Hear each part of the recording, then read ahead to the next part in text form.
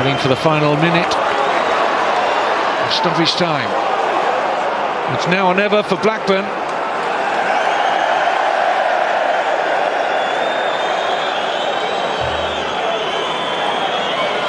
Not been the prettiest of derby games. Sometimes they're not. The tension, the passion can overcome the players who struggle to find their very best form.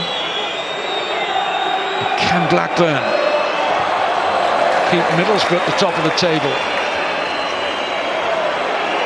and also lift their spirits? They don't want to lose to their fiercest rivals twice in a season. Loughton with a challenge, free kick. Sean Dyche frustrated at Matt Loughton there. Maybe disagreeing with the referee's decision of the free kick. Jason Steele, the Blackburn goalkeeper, up for this. All or nothing now for Blackburn. The last play of the game, have to score. Elliot Bennett with the free kick.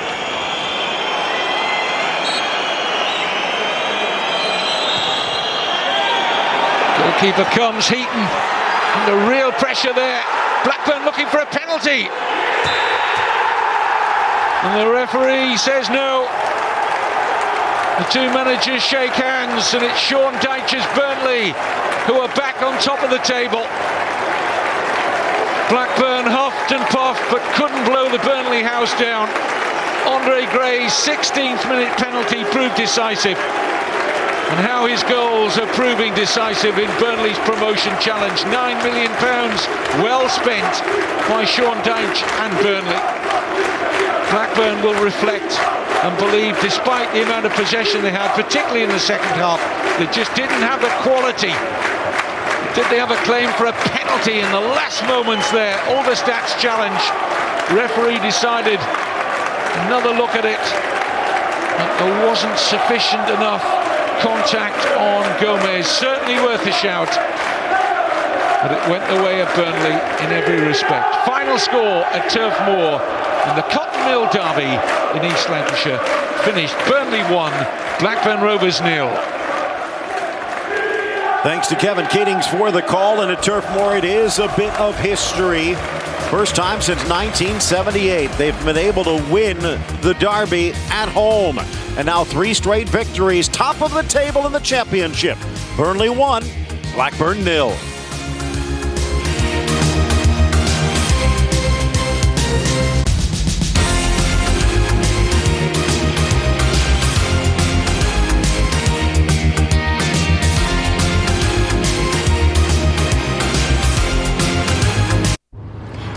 Dad, you could just drop me off right here. No, I'll take you up to the front of the school. That's where your friends are. Seriously, it's really fine. You don't want to be seen with your dad? No. This about a boy? Dad, stop, please. Oh, there's Tracy. What?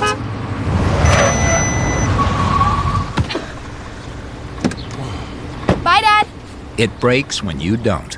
Forward collision warning and autonomous emergency braking available on the newly redesigned Passat from Volkswagen. Dragon Soul. A team RPG with attitude. Insane heroes. Berserker. Dragon Lady. Electro Yeti. And vicious dragons. An RPG like no other. Search for Dragon Soul today. Dragon Soul. Download Dragon Soul now for free in the App Store. Dave owed back taxes. After being hit with a wage garnishment and a bank levy, Dave struggled with his finances. He thought all was lost. Then he found out about U.S. Tax Shield. If you have been threatened with a wage garnishment, bank levy, or tax lien and are scared of what the future holds, call 1-800-453-9981. Sandra and Victor owed an enormous amount of money to the IRS. More money than they thought they could ever afford. U.S. Tax Shield was able to reduce their tax debt so that they were able to maintain their lifestyle. Call U.S. Tax Shield right now to find out if you are eligible for a government program that can save you money. Call 1-800-453-9981. Paul has been an independent business owner for over 12 years. With U.S. Tax Shield, he got the help he needed with his tax resolution plan to keep his business going. U.S. Tax Shield has an A+ rating from the Better Business Bureau and a price protection guarantee. Get the peace of mind you deserve. Get protected. Get the shield. U.S. Tax Shield. Owe $15,000 or more to the IRS or state? Call U.S. Tax Shield. Call 1-800-453-9981. La Liga is here. At home, Real Madrid is unstoppable, but Zidane needs to avoid any mistakes. Real Madrid versus Celta, today on beIN Sports. Only one network gives you more options in sports. beIN Sports. The best football in the world. La Liga from Spain. Serie A from Italy. Ligue 1 from France. The Capital One Cup, the Football League Championship from England. And the CONCACAF and CONMEBOL qualifiers. International fights, boxing championships. The most important tennis tournaments with the top-ranking superstars. All the adrenaline of SBK Superbike and Rallycross. The best rugby of the planet. Aviva Premiership, RBA Six Nations, and Guinness Pro 12. Cycling, major competitions in Europe, and much more. The most comprehensive coverage of international sports is beIN Sports.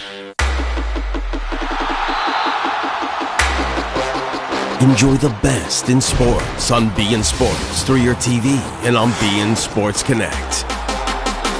Get complete access to 11 live streaming events on your phone, PC, or tablet.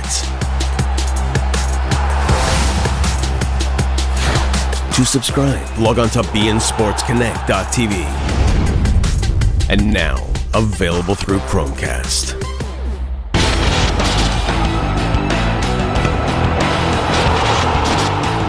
All the emotion of La Liga continues on beIN Sports. Eibar versus Barcelona, tomorrow on beIN Sports.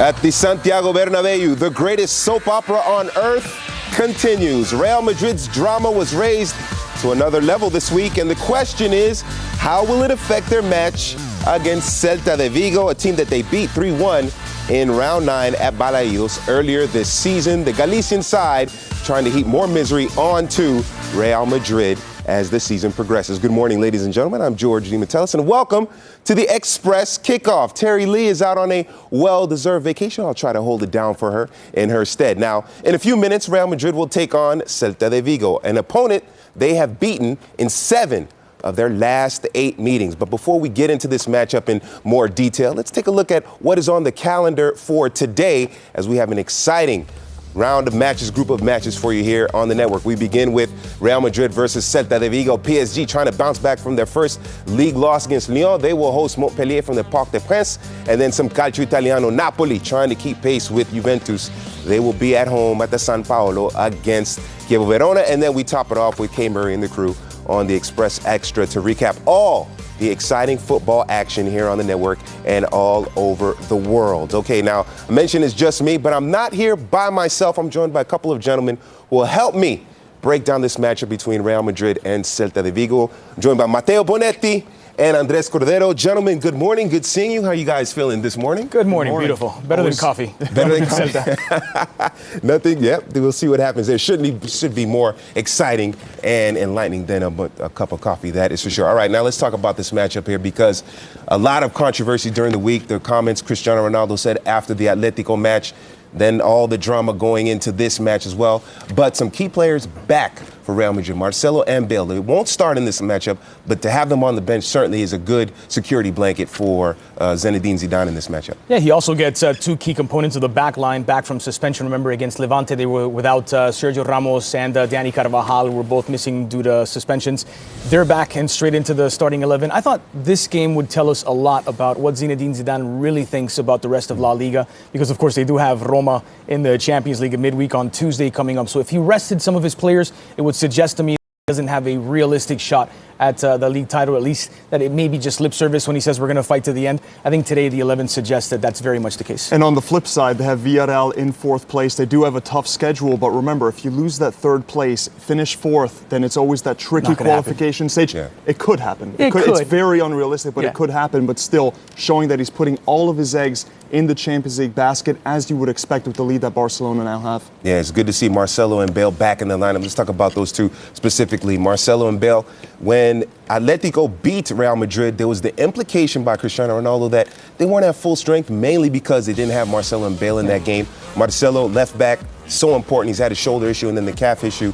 How important is he to Real Madrid? I know that sounds kind of a crazy question, but I think it has a legitimate... George, he's one of the most important players. The things that he gives them going forward from the left back position, combining, he can go for target himself, he can create assists and chances. He is the most attacking fullback they have, almost like a winger masquerading as a fullback with how much he gives you going forward. And then, of course, on the flip side, you have Gareth Bale as well, who was playing well, but with Marcelo, George, he can play in so many different positions on the flank going forward, defending back, and obviously it's better to rest him in this match. Yeah, it should clarify also that back, but not necessarily back in the lineup, because both are, let's say, precautionary measures, right? Because they'd like to have them against Roma on Tuesday. Today, both could come off the bench if needed, if things get a little bit hairy against Celta. But of the two, I think they can deal with the absence of Gareth Bale, especially with Lucas Vazquez playing as well as he has been of late danilo Cristiano Ronaldo. James is also an option in that position. They don't have a real replacement for Marcelo. They lose so much. Carvajal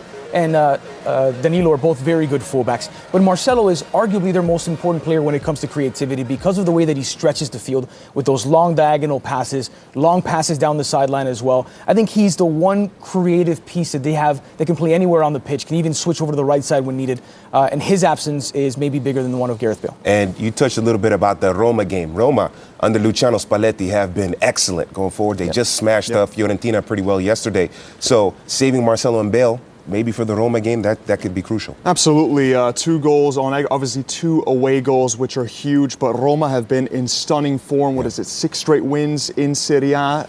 And the way they played against Fiorentina really might be able to trouble Real Madrid, especially with how quick they are. They're going to need their best defenders, their best players in that Tuesday clash. Listen, Roma aside, for me, the most important absences today are the ones we haven't even talked about.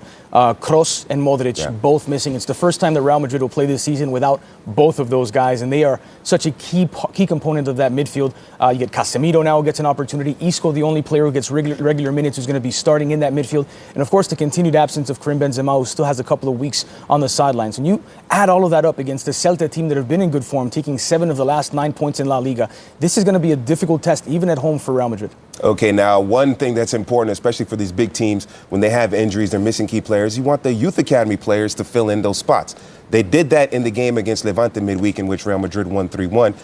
Borja Mayoral, also you have Nacho and Lucas Vazquez, very important in that game as well. Nacho not starting in this game, but Mayoral and Lucas Vazquez are getting the start. They will be key components for Zidane in this matchup as they look to try to take down Celta. What do you guys, Andres, I'll start with you. What do you think about Mayoral and the whole youth academy filling in those gaps? Well, Zidane is obviously very high on Borja Mayoral, who he had obviously at Real Madrid Castilla before he took over the first team, because in the derby, 2 games back, when they needed a goal off the bench, Zidane took a look at the bench and he had Jesse available, he had Lucas Vazquez available, and instead he called on the 18-year-old who had only played 3 minutes of top-flight football for his career.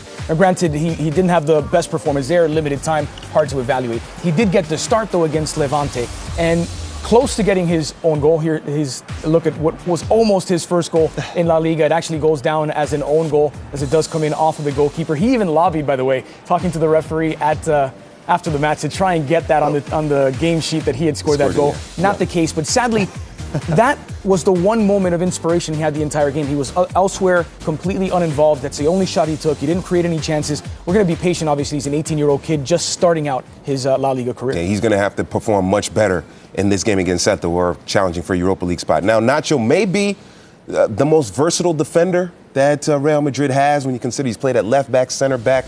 He's going to be very important as well. Pepe is out. Sergio Ramos has been dealing with injuries throughout the season. Nacho will be important in this game as well. Yeah, to continue the theme of players coming over from the youth rank, with Nacho, you get a versatile defender, George. He can fill in as a center back, fill in as a left back. And you take a look at the injuries that they've had along the back line. Pepe missing so much action. That's been one of the reasons why Nacho was able to get on the pitch.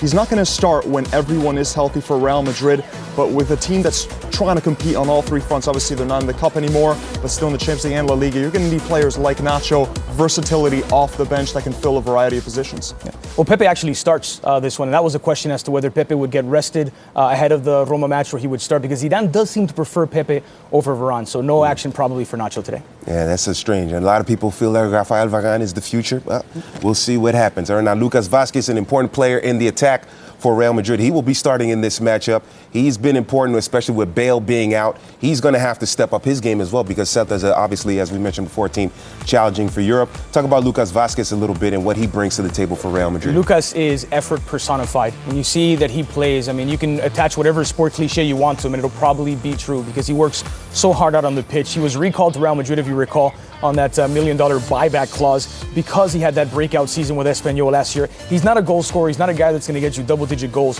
but his effort, his commitment to the team, his ability to drop back and defend, I think his speed and commitment is what keeps him on the pitch. Levante, he got the start. It was his first start under Zidane, and for me, it was the best performance he's had in a Real Madrid shirt. All right, well, hopefully it will continue. For Real Madrid fans, we hope it continues. They hope it continues against Celta de Vigo. Okay, now, earlier this week, the news coming out of Madrid was that Cristiano Ronaldo and Sergio Ramos put in transfer requests.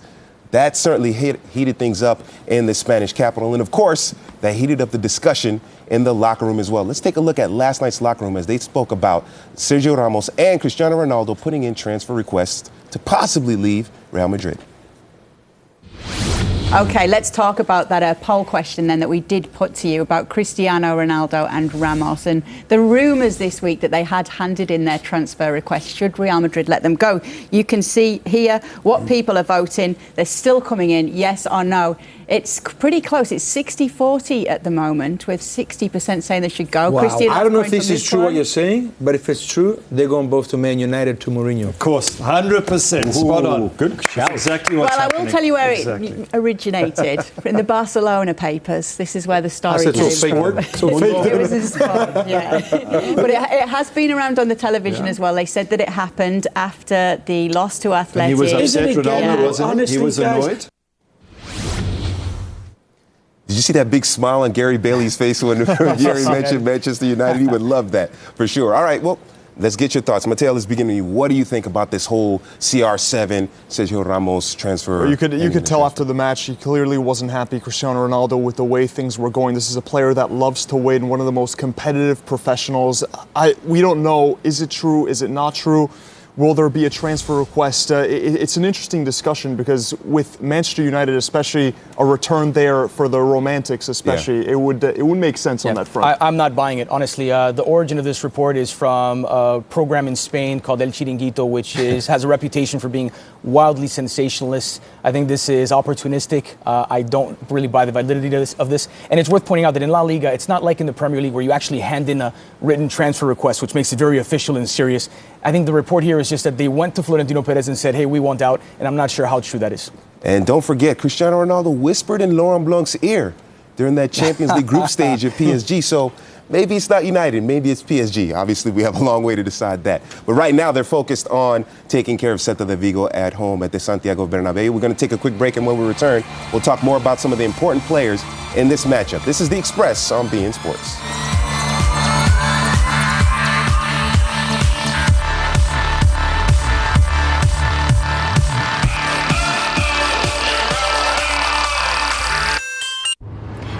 Dad, you could just drop me off right here. No, I'll take you up to the front of the school. That's where your friends are. Seriously, it's really fine. You don't want to be seen with your dad? No, no. This about a boy? Dad, stop, please. Oh, there's Tracy.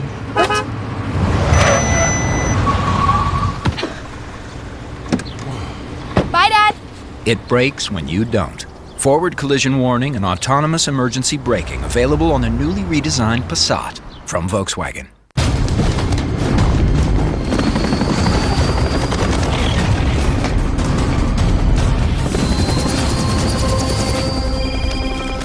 Where are you? Well, the squirrels are back in the attic. Mom? Your dad won't call an exterminator. Can I call you back, Mom? He says it's personal this time. If you're a mom, you call it the worst time. That's what you do. If you want to save 15% or more on car insurance, you switch to Geico. It's what you do. Where are you? It's very loud there. Are you taking a Zumba class? And we're back at Cricket Wireless. Switch and get a brand new LG Rizio for $19.99. Or take a spin with the Samsung Galaxy Grand Prime for $29.99. Cricket Wireless, something to smile about.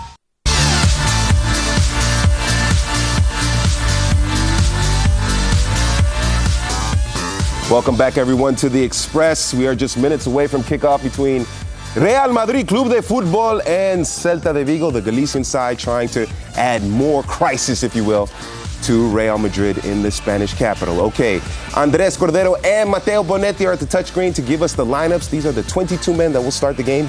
Gentlemen, take it away. Thanks so much, George. We'll start out looking at Real Madrid, as I'm not 100% convinced, by the way, that it is going to be Danilo on the right and Carvajal on the left, though Danilo played very well against Atletico Madrid on the right. Absolutely, and right here, Casemiro, he'll play right in front of the back four. He'll allow Isco, Kovacic, two players that like getting forward and combining with them. Remember, Lucas Vazquez, as Andres, you alluded to, will track back and help out if Danilo does go forward. They'll get plenty of defensive work from Lucas Vazquez.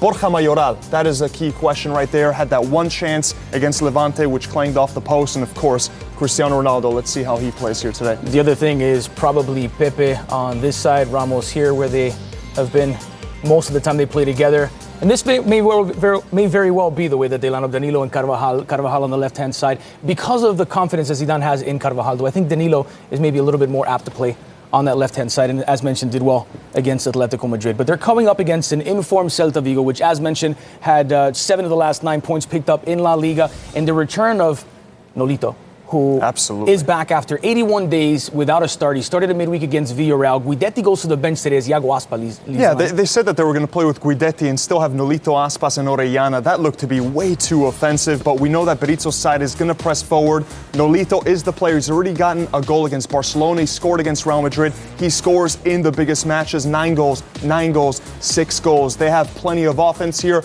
Daniel Vaz, a very hard worker. The fullback, Johnny, as well, loves getting forward. And Marcelo Diaz, you might remember him from the Chilean national team. This was a huge signing to replace Augusto in the midfield. Most important thing for me outside of the return of Nolito, who's back for a second consecutive start, is that they are without Gustavo Cabral, who is one of their center backs. So they've had to reinvent Hugo Mayo once more as a central defender. Johnny lines up on the right-hand side where he'll have to deal with Cristiano Ronaldo. Absolutely, good point. Undersized as well. Cristiano Ronaldo, one of the best players in the air. When he cuts inside, will he have a mismatch going up against the much smaller Hugo Mayo, who's not used to playing in the center of the defense? We've seen this before, by the way, against the Sevilla in the Cup. That's the starting 11 for both sides. Back to you, George. Thank you very much, Andres. Looking forward to the matchup here as we get closer to kickoff between Real Madrid and Celta de Vigo. How will the Galician side take care of business? Will they take care of business on the road at the Bernabeu? Well, we will find out. Phil Shane and Ray Hudson will be on the call of that game. Don't go anywhere. We still have a little more preview left for you in terms of getting you caught up on some of the important players in this matchup. Real Madrid, Celta de Vigo is coming up shortly here on beIN Sports. Don't go anywhere.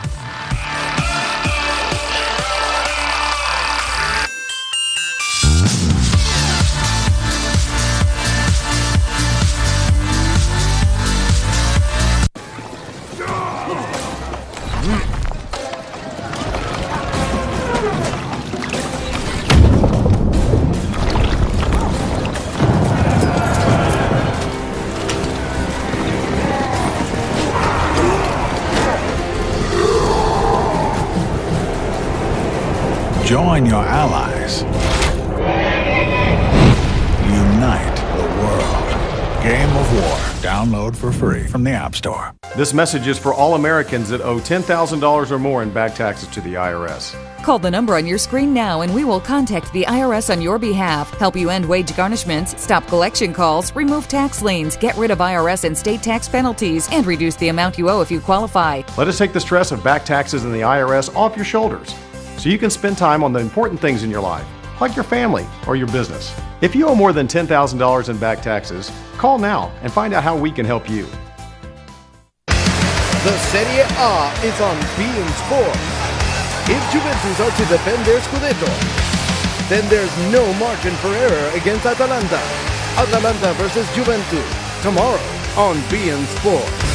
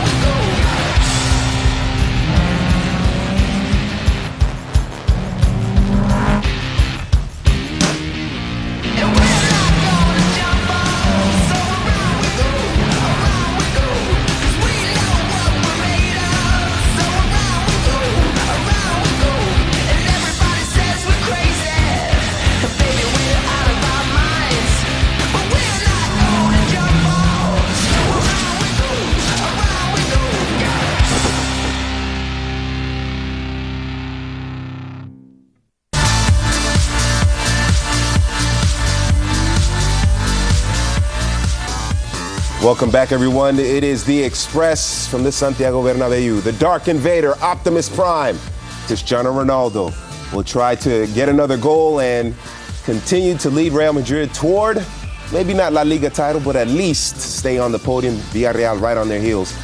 They beat Celta earlier this season at Balaidos. We'll see if Celta can spring an upset and take them down at the Bernabeu. I'm sure Atletico Madrid fans are hoping that will be the case. Okay, I'm George Metellus. I'm back with Andres Cordero and Mateo Bonetti as we talk about some difference makers in this game. And a difference maker for Real Madrid that is on the bench for this game is James Rodriguez. You figure a game against Celta, it's going to be tough. He will be important coming off the bench for Zizou in this game. James Rodriguez has rediscovered something with Zidane as the coach now, and he has performed very well since Zidane has taken over. Well, he's been widely criticized, and Zidane this week had to come out and defend James Rodriguez, but it doesn't help when you defend him in midweek and say that the media in particular have been very unfair to James Rodriguez, and then you have a big game against Celta and you sit him. Now, it may just be a case of James being rested ahead of the Roma game, and if he starts on Tuesday, then we know that Zidane wasn't just giving lip service and does in fact value the contributions that James has given. I thought he was okay against Levante. It was a slight step up from what we've seen from James Rodriguez.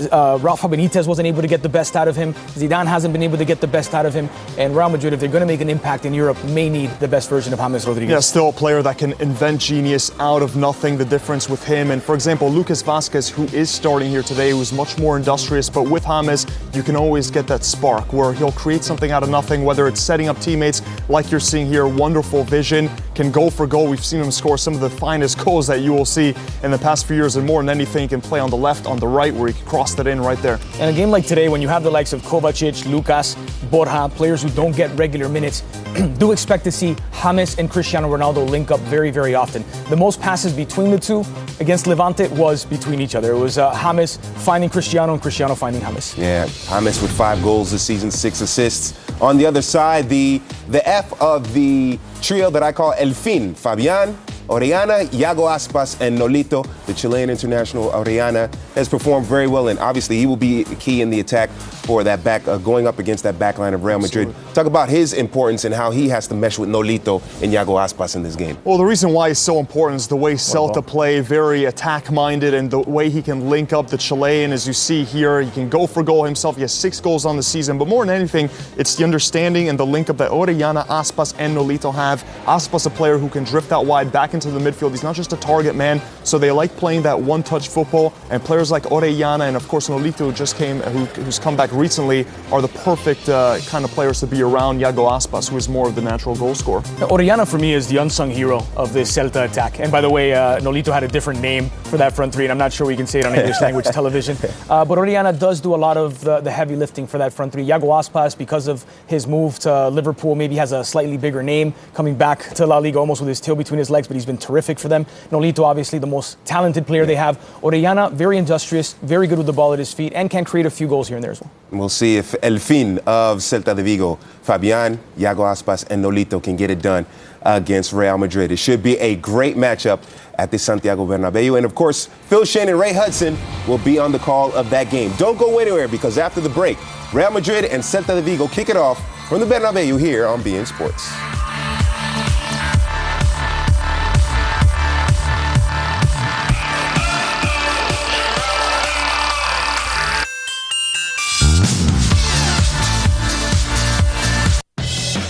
It's your business. You want to promote it, and we want to give you the flyers and postcards to do just that. Then you decide to say a little or a lot. Show them off. Hand them over. Hang them up. Mail them out. Scale them up.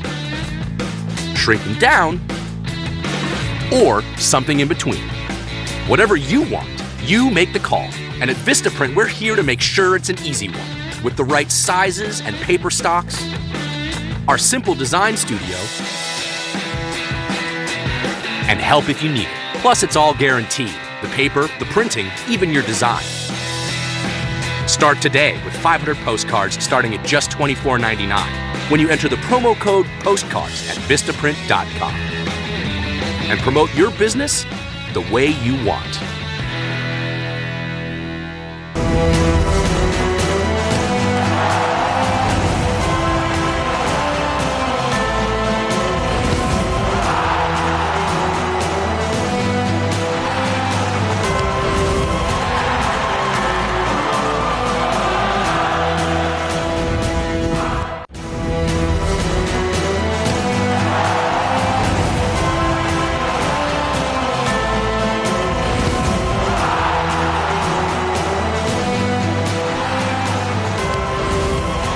Some changes in store, some due to necessity, some a coach's decision. It's Real Madrid trying to find a lifeline against a Celta Vigo squad looking to stay in European contention. Real Madrid and Celta Vigo, next on beIN Sports. I'll be right back. Be good. Text Mom. Boys have been really good today. Send. Let's get Marcus' own cell phone. Send. Brad could use a new bike. Send. Message. You decide. They're your kids. Why are you guys texting Grandma? It was him. Keep your family connected. App Connect on the newly redesigned Passat from Volkswagen. Someone's hacked all our technology. Technology. Say, have you seen all the amazing technology in Geico's mobile app? Mobile app? Look, electronic ID cards, emergency roadside service. I can even submit a claim. Wow. Yep, Geico's mobile app works like a charm. Geico. Expect great savings and a whole lot more. And we're back at Cricket Wireless. Switch and get a brand new LG Rizio for $19.99. Or take a spin with the Samsung Galaxy Grand Prime for $29.99. Cricket Wireless, something to smile about.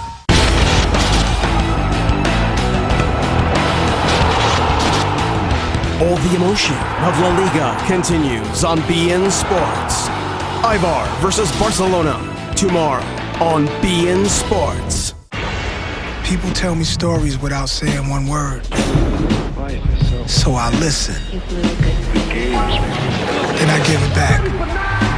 What are you chasing? Hennessy. Never stop, never settle. It's a Saturday midday showdown on beIN Sports. as the unstoppable French League giants of PSG plan to extend their unbeaten run at the Parc des Princes against Montpellier. Today on beIN Sports. Partly cloudy skies in Madrid. Temperature about 52 degrees. Low humidity, but a strong wind from the northwest. See a bit of, here's a haze of rain making its way through. Bit of a surprise. The wind coming from Celta Vigo may be bringing a little precipitation, but will it bring problems?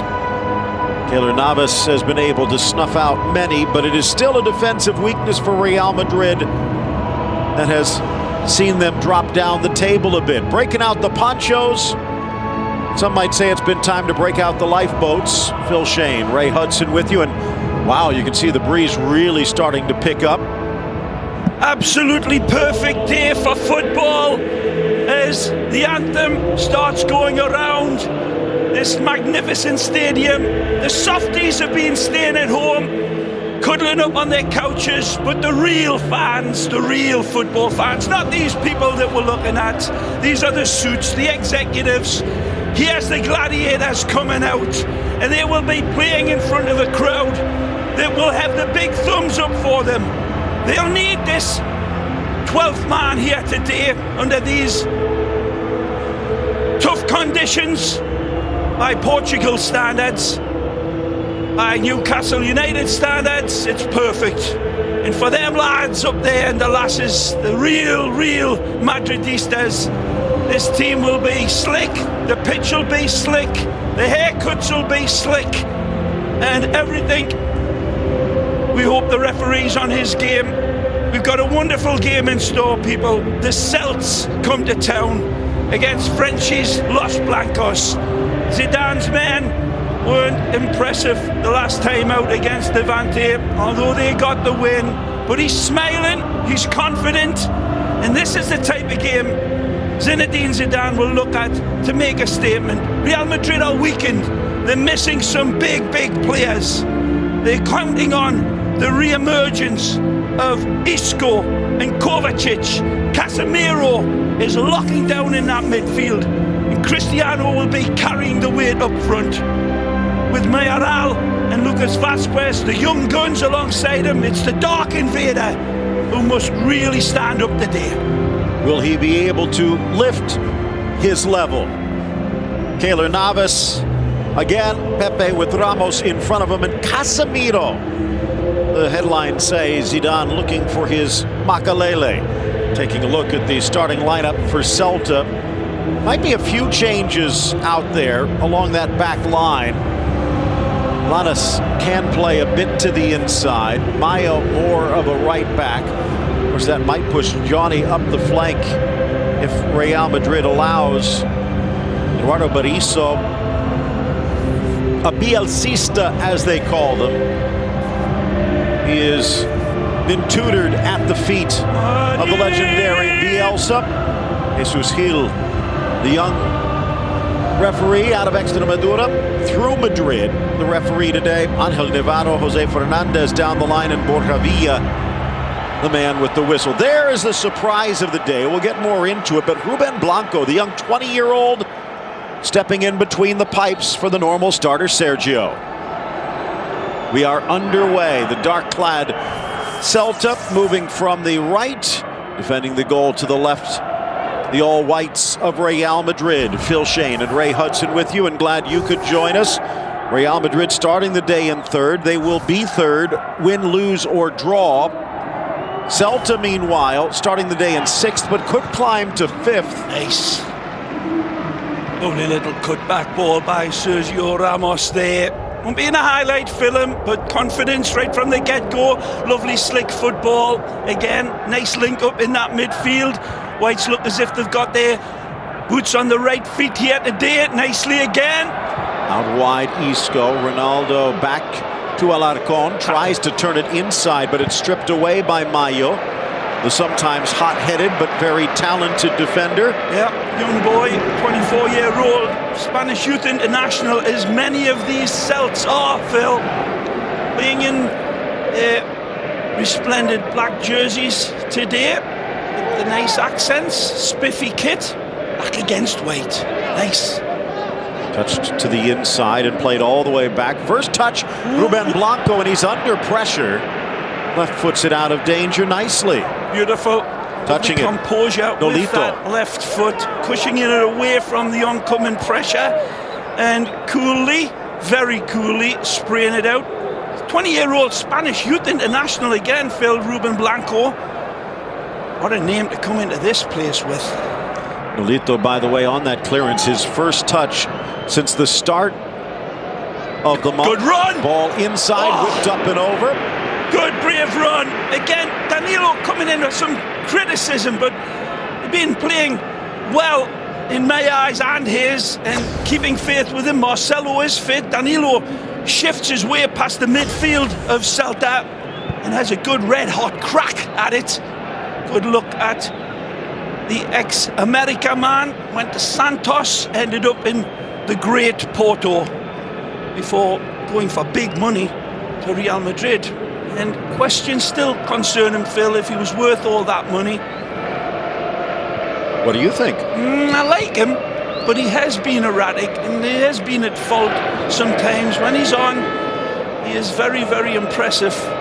See how he does today. Touched away. Here is Nolito. What Good a ball forward, trying to drop it to the feet of Daniel Vaz, but and there's that conditions as well. The ball played over the top. The intention was right, but the ball skids away from Vaz. He's got no chance of catching up with it once it evaded his outstretched right foot. So the players have got to take that into account, and it'll take a few minutes for them to adjust to the skid of the ball and the pace of their passes. Beautiful touch. Into the middle and plucked back by Casemiro. Yep, nice touch from young Borja there. 18-year-old young Borja Mayoral. Kovacic dribbling into pressure, getting rid of it. Casemiro. Good lunge by Pepe to keep it alive, and it leads to this. Carvajal over for Lucas.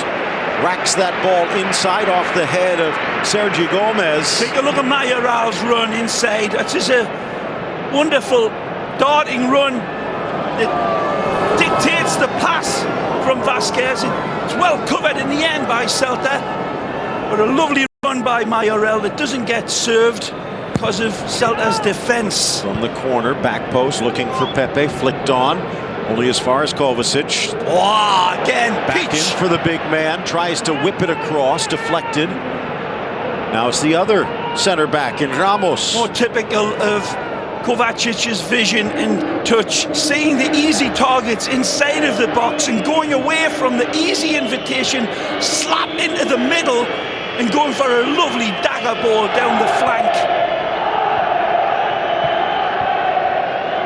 Both teams making 5 substitutions. This is an impressive opening 4 minutes from Los Blancos at home, giving the fans plenty to relish here. Borja trying to force that one in. Pepe again marauding forward, but now out of position. Look at this pressure. 3-on-1. That's what won the cockles of Zidane's heart, Phil. And that's one of the reasons this man's been brought in. The ex-Sao Paulo man. Down and dirty, clean and hard. And a good pass of the ball, Casemiro. That's the one thing that so many people overlook and don't even recognize sometimes. It's not just the little easy A to B passes. He can spray it about. A la Mascherano.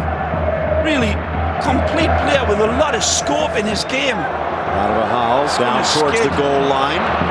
Isco keeps it in. No, he doesn't. Again, it's not the direction of the pass or even the weight of the pass.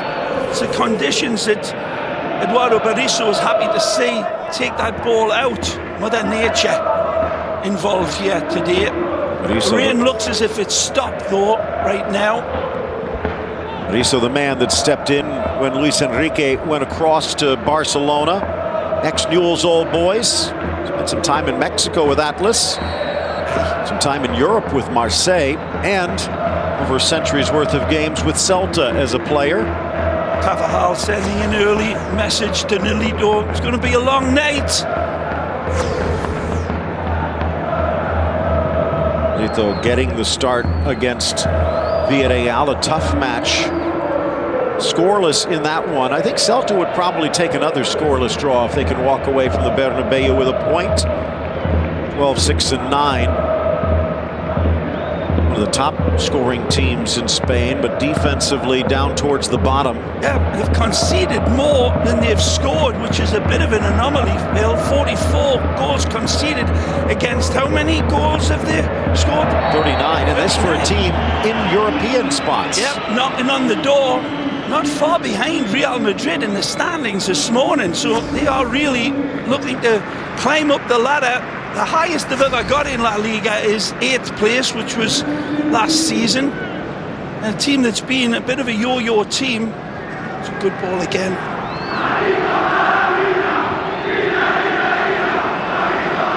Oh, he's in.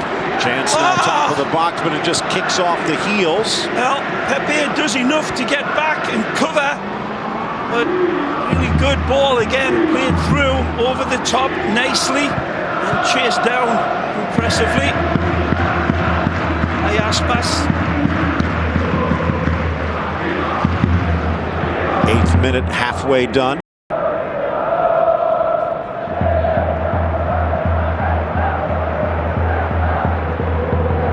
Near side touch from Planes, another ex-Barca boy. Foul here in the midfield, Vasquez.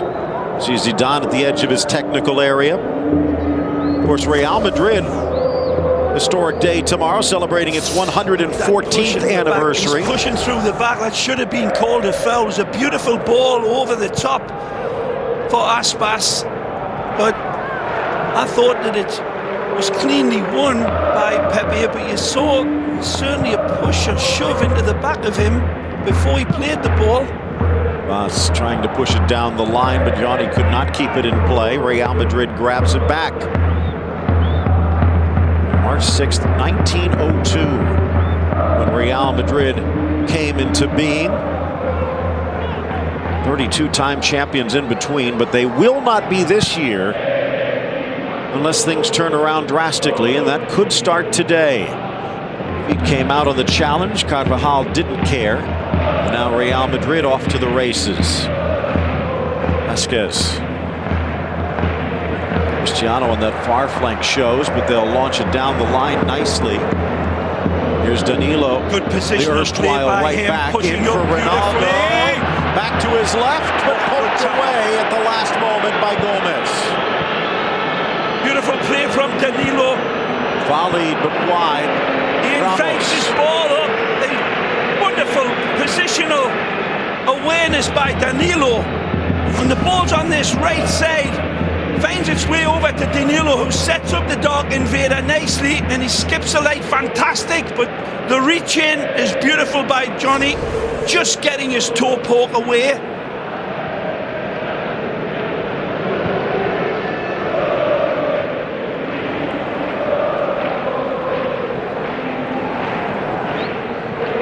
Mayo into the middle, pops up on Marcelo Diaz, the Chilean, one of the heroes of Chile's Copa America run last summer. Vas to the middle, but Aspas had peeled away, and it goes straight to Vasquez. Diaz only about 5'4", but a huge impact potentially for the Celta side, allowing Vas and Hernandez to push up even more. There is Hernandez, another Chilean, the ex-DC United man, in fact.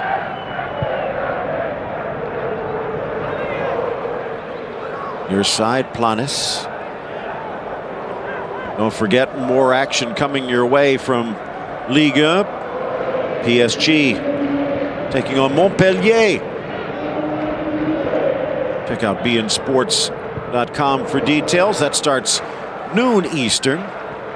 PSG trying to avoid its second straight loss. Little flip forward from Orellana, the Chilean. Sees that one cleared away as Zidane muttering to himself, heading back to the bench.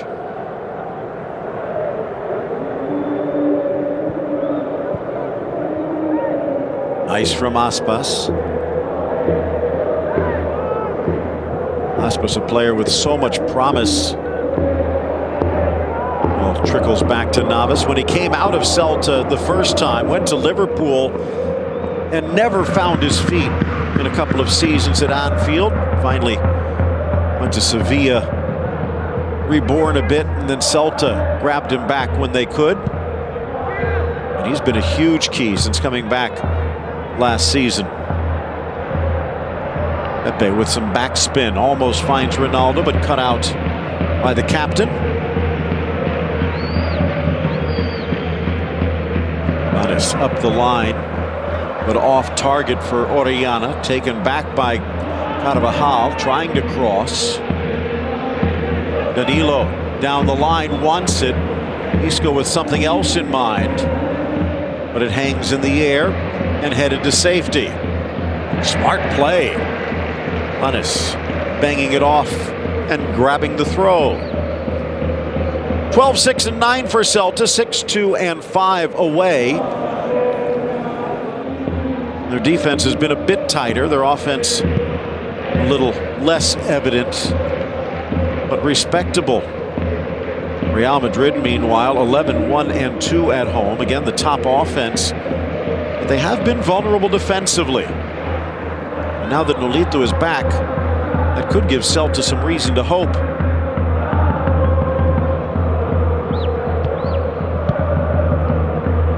Early indications are Real Madrid going to have to watch for those dangerous long balls, but Ramos saying, how'd you like that one?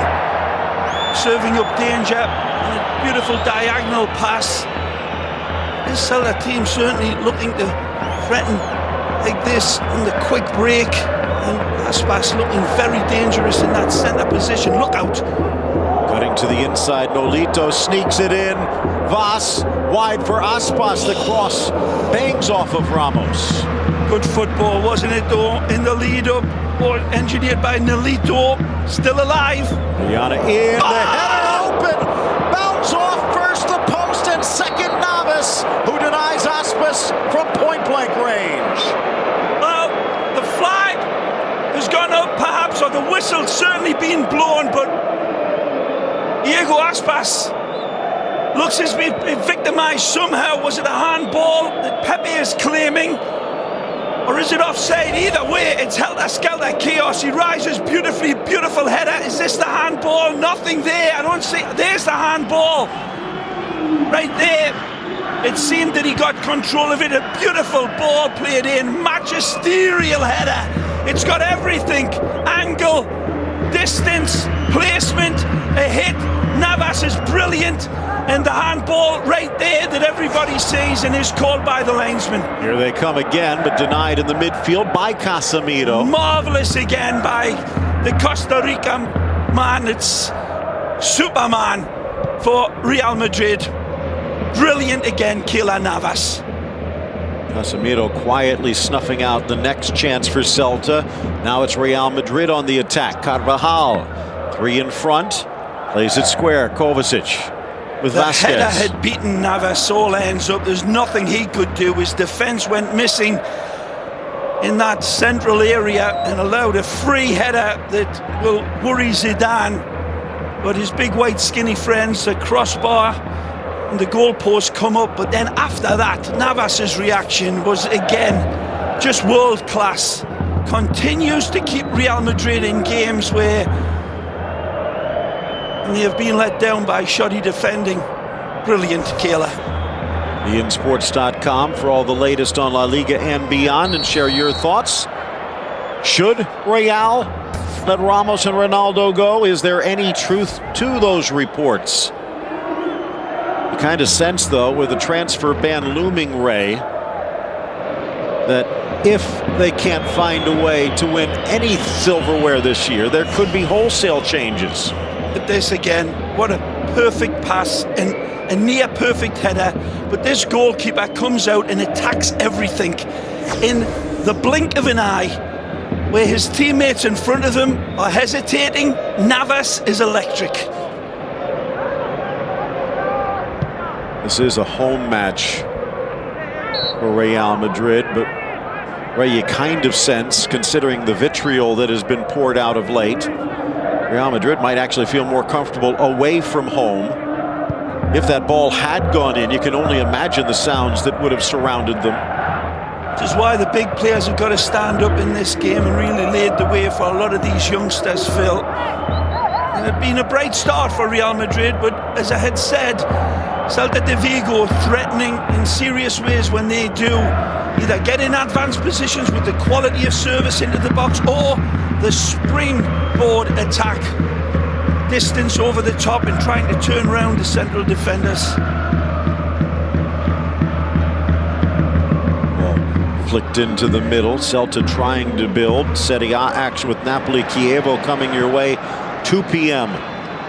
on beIN Sports. And quality football by Celta in that midfield area, finds the Lido. Tries to drive on Carvajal, hoping for at least a corner, but it stays in for Vasquez. Touched back into the path of Ronaldo. And a breakaway saving tackle in the back by Gomez.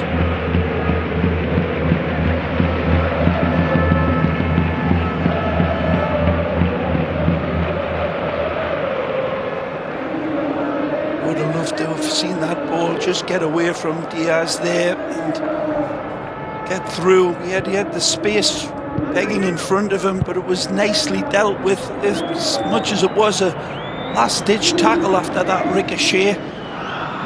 He dealt with it. Sun coming out. A strange kind of day in what has been a strange kind of season. Rain and wind whipping around at kickoff. And now bright skies overhead. Call that a squall, Phil, a squall. There's been a few squalls at the Bernabeu this year. A few diapers that perhaps needed to be changed as well, with some of the young players getting blooded. Now in but off target for Vasquez. You're right, it is off target. It's the right pass, and the Portuguese international is surprised at himself. We've seen Pepe provide killer balls for Real Madrid, but a simple A to B pass that couldn't find Lucas there. If it had, kid was spinning and turning. See the kid, 24-year-old now, Lucas Vasquez, come up through the ranks of Real Madrid, through the Castilla, C and B. Now he's with the big A team. Been there since 2007, along with Hesse and Borja. 2007, a good season. Ooh, bad header. In the wake of Zidane's departure as a player. Tremendous covering though, again by Casemiro, putting out the fire from Pepe. Question with Casemiro, what we've seen here today is what we expected to see. Why did it take so long for Zinedine Zidane to see it as well? You asked some wonderful questions, Phil.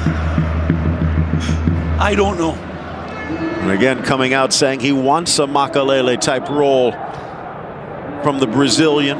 The manner in which Casemiro showed up in some games when he did get his early starts were really impressive. You're right, it is a bit of a puzzle, but when you're seeing a player in the working week and you've got that array of superstars, maybe El Presidente said you play the footballers in front of the destroyers, but maybe Zidane's went in and had words with the president and said, I'm doing it my way now, big boy. It's Ronaldo, and the young keeper Blanco keeps the sheet clean. Lovely stinger from Cristiano as he turns in. This is a wicked shot.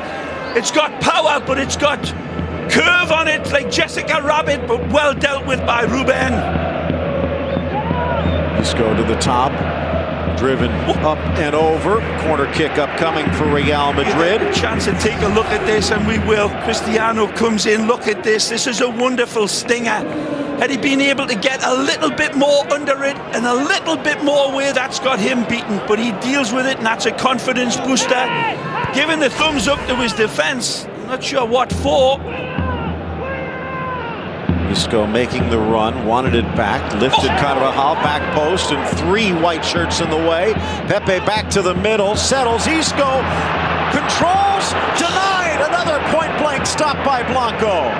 It's superb by Pepe in his coolness, picking out the right pass amongst the forest of players, and it finds Isco beautifully. Look at this, that's intended for Isco. Lovely chest. His chest turns into a velvet cushion, and then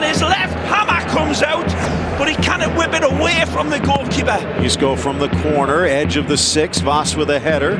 Pepe back to the middle, but too many black jerseys in sight.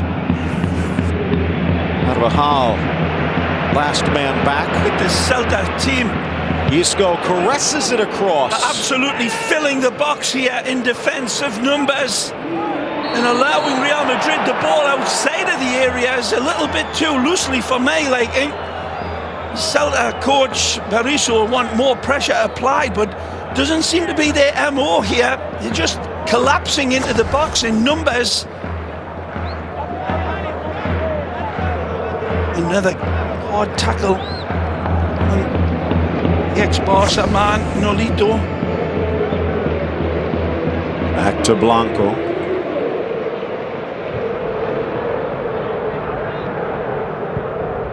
This is the 4th match that Blanco has played this season. Sergio's been the regular starter. Won the first 2, although he lost in January at Malaga. So lucky Isco, he wanted to get it off of his foot, to play it out wide to Danilo, who again had found good position out wide. Bags of space, but not finding it. As you say, Phil, the Chilean international there, Orellana, tiptoeing through the tulips beautifully. Diaz, let's pick it up, he says. Back to Hernandez. Wide for Johnny. And again, Diaz didn't sync up with HSV as much as you would have thought, but Hamburg's loss, Celta's gain. Poor touch into the middle, no chance, as Celta now forced to retreat. Isco. 17-6-4 for Real Madrid. Mentioned 11 of the 17 wins have come at home. Nice turn, Casemiro away from pressure. And a giveaway now, lifted up and over, maybe a panicked shot. Could have been 2v2. It's a speculative shot, Phil.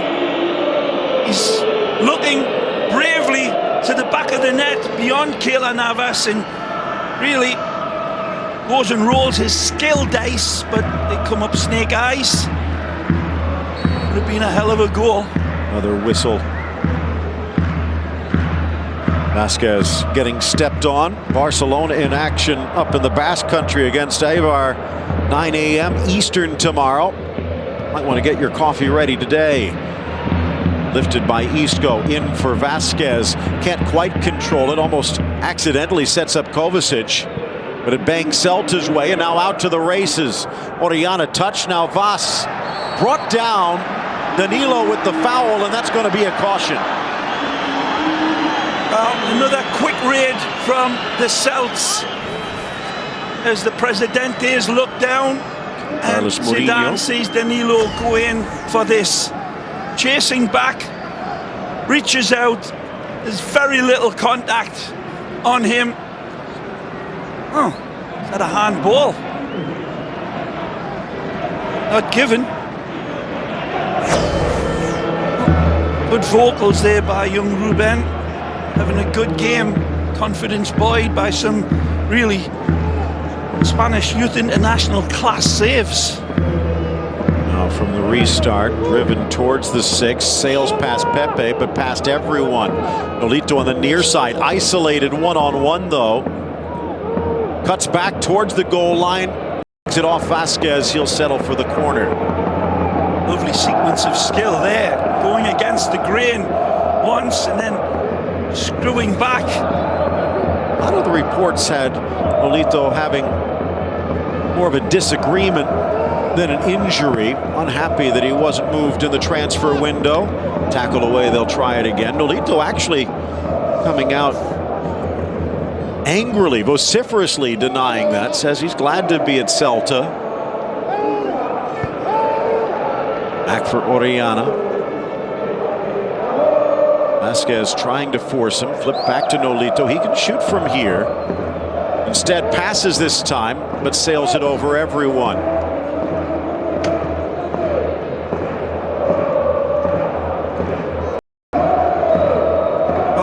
There's clear signs that early going Real Madrid were going to get into that possession game and control this game despite the youth new involvements by Zidane, but Eduardo Berizzo's men, despite the fact that their statistics show leaking goals, have played well defensively, counting on the goalkeeper a few times, must be said, but he hasn't let them down so far. Again, got that edge, haven't they, in that midfield, and the threat up front. And of course, Big John Guidetti, not in the lineup so far. But he had been getting hot in the absence of Nolito. Yeah. And Guidetti is available on the bench. Carvajal bounced a little awkwardly, gets it down the line. Another player on the bench today, Ray. In fact, there had been some thought he might be in the starting lineup, is Gareth Bale. Yeah, I thought he would be a starter as well, Phil, right from the get-go, but maybe the heroes' laurels await Gareth later on in this game. I'm sure he'll be in. Maybe some laurels in Rome, because that's where Real Madrid really needs them in their next match. Strong step up, Mayu. Poor ball by Isco, and hearing it from this demanding crowd. Roma visiting the Bernabeu in the next match midweek. Nolito Little bit of argues. a pullback on Carvajal, reaching out, and he had him under pressure. And there's nowadays always using those arms and hands, not often given, at that time spotted by the referee. This is a difficult stretch to the season for Real Madrid. First you have Celta, then the must-win against Roma. They travel to Las Palmas, which is never an easy flight, and that's not an easy team that's fighting against the drop. Then it's at home against Sevilla and the Clásico. Zidane definitely not getting any breaks. Maybe here, Celta getting a bit of a break. Vasquez body checked off the ball, it seemed, and there's a Celta player down after that contact. Well, it looks like it might be Planes. Finally, the whistle blows. No, it's Pablo Hernandez. And now the yellow card to Pepe. That might be more for complaining that the play was stopped. I think it's more to do with the body check on Lucas Vasquez that wasn't given. If we see that again. Zidane passing messages to Casemiro. This injury to Pablo was involved in that. Here's that body check that I thought should have been called. I think it is Pablo Hernandez. I don't know how he's hurt his knee when he's turned his back on the player, but like certainly as Pablo glides past him, as Lucas glides past him, there's a clear foul that should have been called, and that's what was so irritable to Pepe. You never see obstruction called anymore. That almost looked textbook, but as he's throwing the block up, it looked like Vasquez's knee hit his knee. So he might have gotten away with what was an apparent foul, but he did not come away unscathed. Chilean limping to the sideline. And now sportingly returned, although again the rules state the referee does not have to stop play unless it's a head injury. The fact that it looked like Real Madrid might be dribbling right into the zone where he was down, though, leading Gil to blow the whistle. 15 minutes left to go in this opening half. And at least for the moment, Real Madrid up a man. Carvajal. Berizzo signaling frantically for the referee to allow Hernandez back on the pitch. Gil's back is turned. Threaded through. Pinballs around. Ronaldo setting up camp near the spot, but again, that was really good skill by Casemiro under tight circumstances, facing his own goal. This man on the ball played it well. For Kovacic playing on the right today, Isco on the left of that midfield three. It's off for Pepe, in for Casemiro. Nice build for Real Madrid, patient. Again, keep an eye on the number 14. Seems to be the pivot here today. Borja into the area, tries to get it back, but Mayo able to intercept. How does Casemiro play that role differently than Toni Kroos does? What does Real Madrid get? Two different players altogether, Phil. Toni Kroos a lot more creative and inventive and much more of an attacking visionary player. Casemiro, lock and load, he's got an aspect in him to certainly open up over distance, but he'll be looking him to be the Rottweiler in there much more than Toni Kroos. Press talk in Madrid this morning, seeing that Toni Kroos is attracting big interest from English clubs. Nice tuck. Ramos trying to sneak that one inside. Kovacic dispossessed. Daniel Vaz getting a boot in. Absolutely, not just getting a boot in, tracking back on him and pickpocketing him. Wonderful by the Danish international, and just personifying the good mindset from this Celta de Vigo team.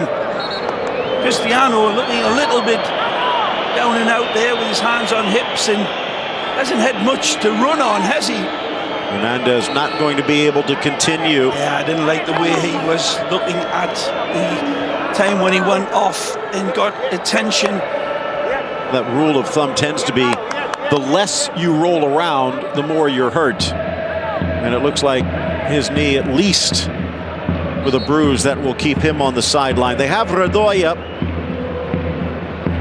if they wish. Drazic also perhaps, but some attacking options as well. Not just Guidetti, but Beauvou, the young attacker brought over from France. Mongonda, who started a couple of games ago as well. Celta with some depth on the bench. They didn't want to make the switch in the first half.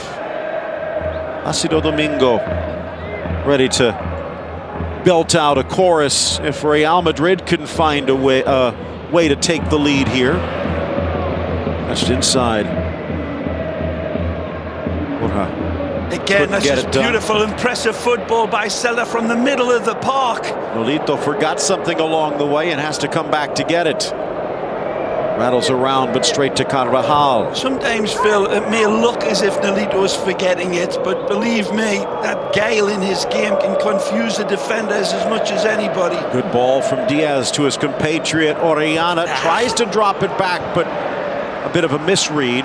Again, they've been out of sync for months. Straight to Casemiro, who starts the break. Ronaldo in full flight. Had the step, but Diaz stepped in first. Clearance banged off Kovacic. Celta holds on. Johnny out wide. Orellana wins the throw. And now they will get the chance to make the switch. It will be Redoya, who has been a regular starter this season. And Pablo Hernandez's day is done. Redoya, the young Serbian midfielder, 23 years of age, in his second season with Celta. More of a defensive midfielder. Hernandez more of a central. Maybe allow Diaz to push up just a bit. Here's Orellana. Sometimes the forgotten member of this front line for Celta, but can serve a good ball. Chilean drives it in towards the spot, cleared by Danilo, kept in play by Celta. Only 13 shots so far combined. Diaz towards the goal line. Appeared as though his shirt might have been tugged, but referee with a good view.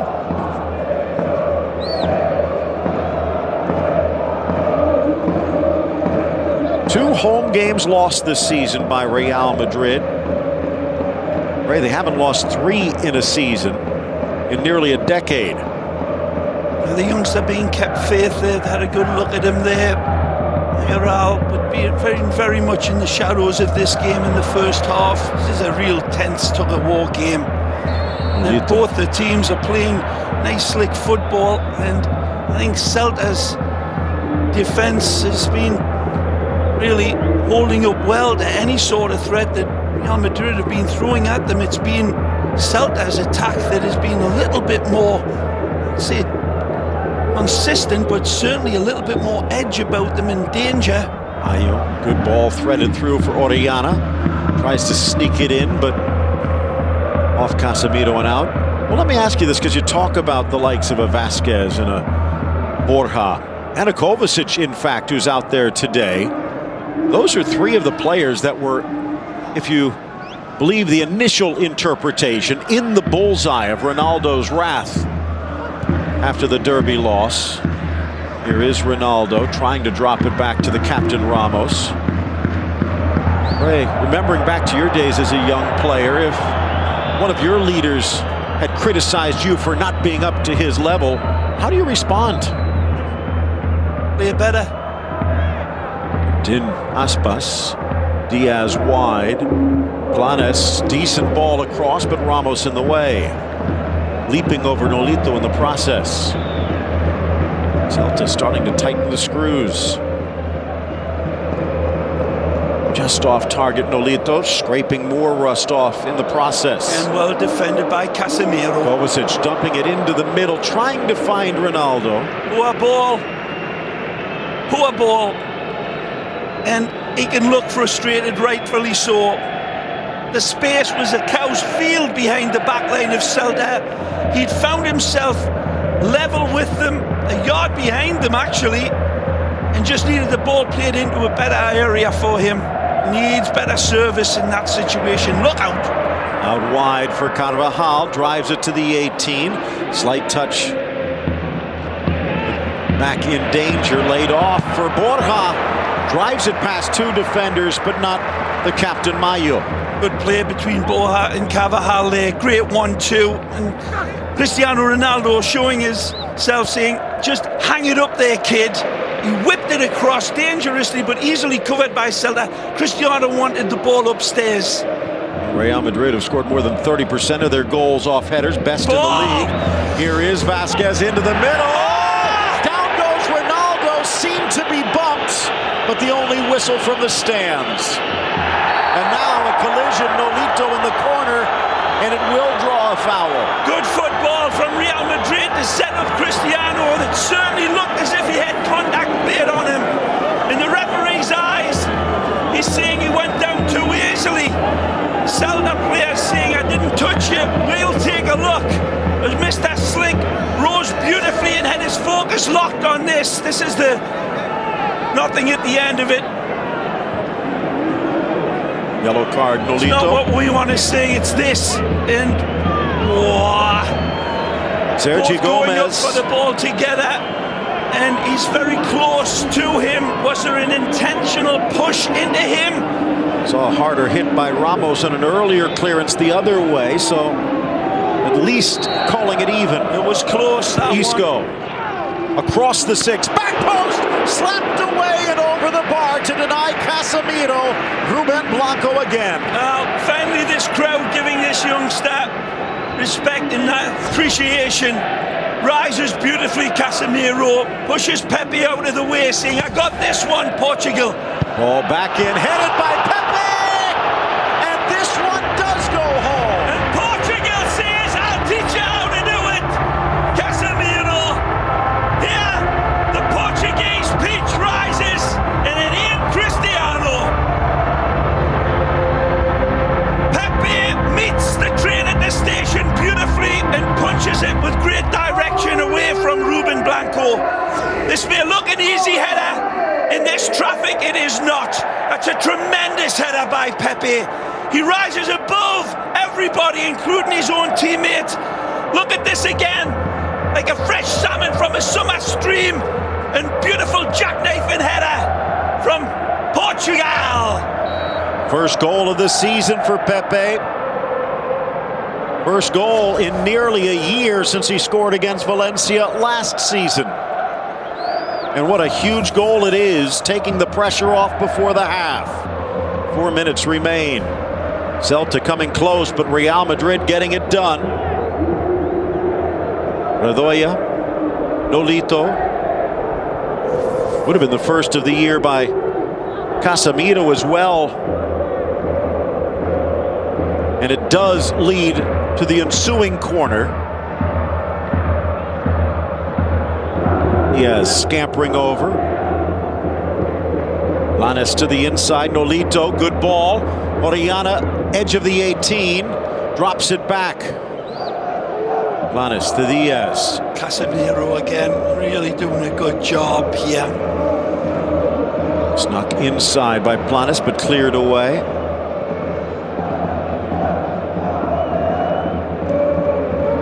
Aspas dropping back to the midfield.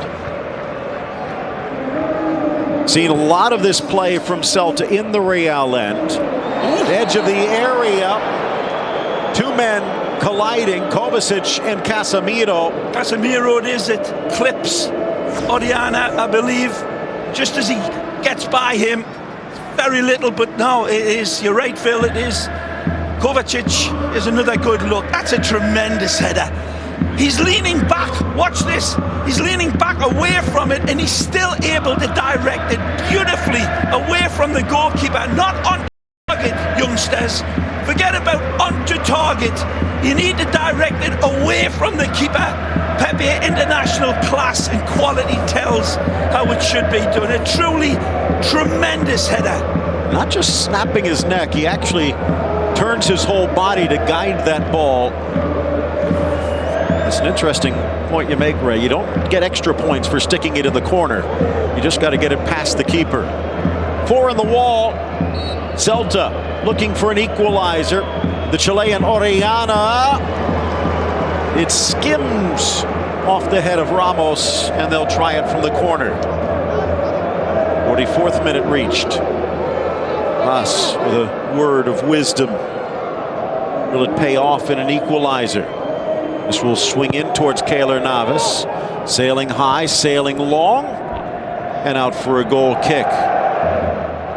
Huge goal in the 41st for Pepe. Taking some of the pressure off. Oop, it was Casemiro again. That one might have been going in. Yeah, well, Casemiro in turned away, just like him. Remember that save, Madridistas, that he pulled out of his beautiful Costa Rican hat, not once but twice, to keep us in a game. Volkswagen halftime look as coming if it up. was certainly worrying them. Plenty of highlights from this first half for both sides. But the only one that's gone in for the hosts. Carvajal keeps it going. Here's Vasquez with a burst of speed. The 24-year-old winger. Backheel Ronaldo. Back for Vasquez, and he couldn't quite control it. Nice touch by Borja.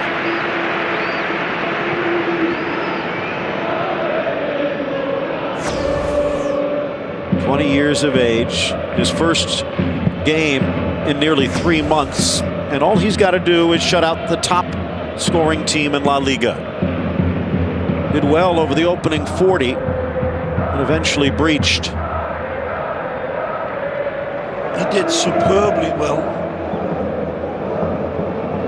Even his team in the game was very, very well contested in this first half.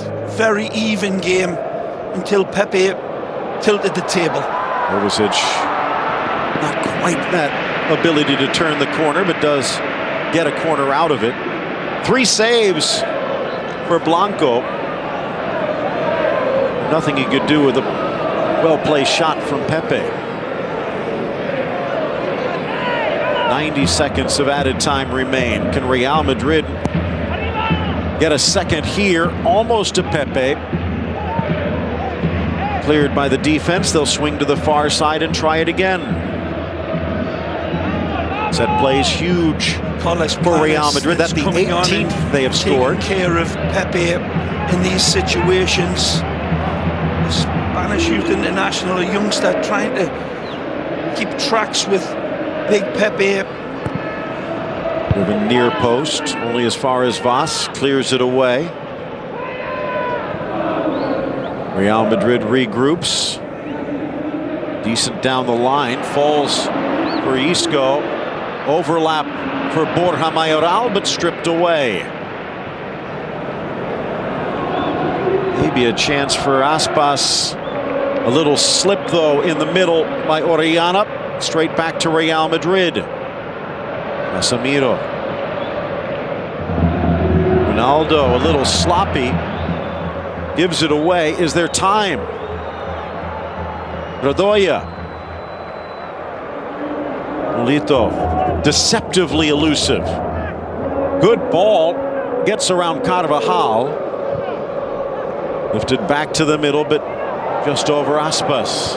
Radoya again. Celta not done yet. Can get in towards the Chilean. Cleared away, and that is going to do it for the opening half. Good play from Celta. A good goal from Real. 1-0 at the break. Highlights and more as the Volkswagen halftime comes your way next on beIN Sports.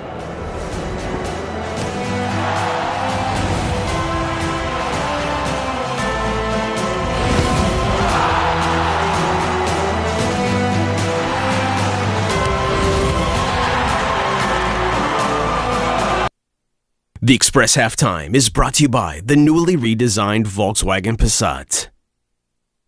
I'll be right back. Be good. Text Mom. Boys have been really good today. Send. Let's get Marcus' own cell phone. Send. Brad could use a new bike. Send. Message. You decide. They're your kids.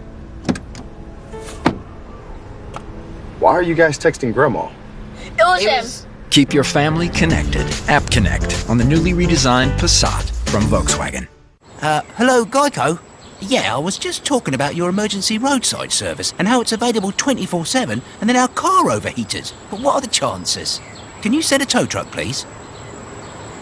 The location? You're not going to believe this, but it's in a tree. I wish I was joking, mate, but it's literally stuck in a tree. A chainsaw? No. All we really need is a tow truck. Day or night, Geico's emergency roadside service is there for you. The most watched football game in the world is played in Spain's La Liga. It's the biggest football rivalry between Barcelona and Real Madrid.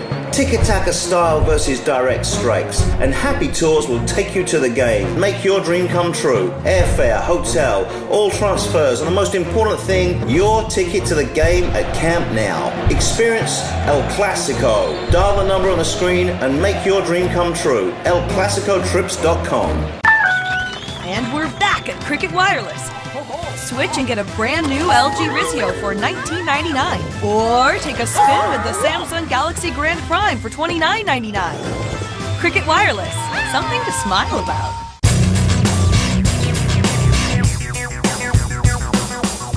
Someone once said, keep your friends close, but your enemies closer. By definition, it summarizes the eternal human conflict between the animal in you and the conscious mind that transforms your soul. A constant war between what's right or wrong. Often, you may find yourself celebrating. It's okay. You can cheer for you and for them and toast a very expensive champagne. But when glory is your prey, when a millisecond means you or them, when your life is at stake, you always will choose you. When the adrenaline runs through your veins and the thrill of victory prevails, you will always choose you. This March, be a part of the biggest rivalry in motorsport history on beIN Sports. Santiago Bernabeu the place, Real Madrid Celta the teams, and it was an entertaining first half. Still was at the end, but a golden chance here for Celta as we approach the quarter hour. Wonderful service in to their main threat, Iago Aspas. The ex-Liverpool lad rises beautifully, and Pepe would show him how it's done. He's free as a bird in the park, and that one should have been catapulted, but look at this green octopus. It is absolutely brilliant again. Keylor Navas, man. World-class goalkeeper. Cristiano stings this one and asks a serious question of Ruben Blanco, but the Celta youth product says, to the former Ballon d'Or winner, I got you covered. Again, lovely ball served in from Carvajal. The handball there that wasn't called. Pepe keeps it alive.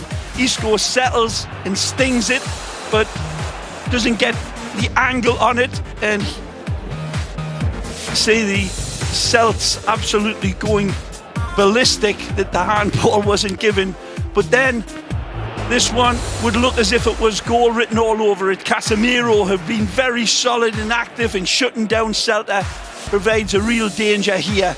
And it's wonderfully saved again by young Ruben. But he couldn't save this one. Pepe hovers like a kestrel and then swoops in for his prey. Beautiful ball by Isco, setting up the big Portuguese man.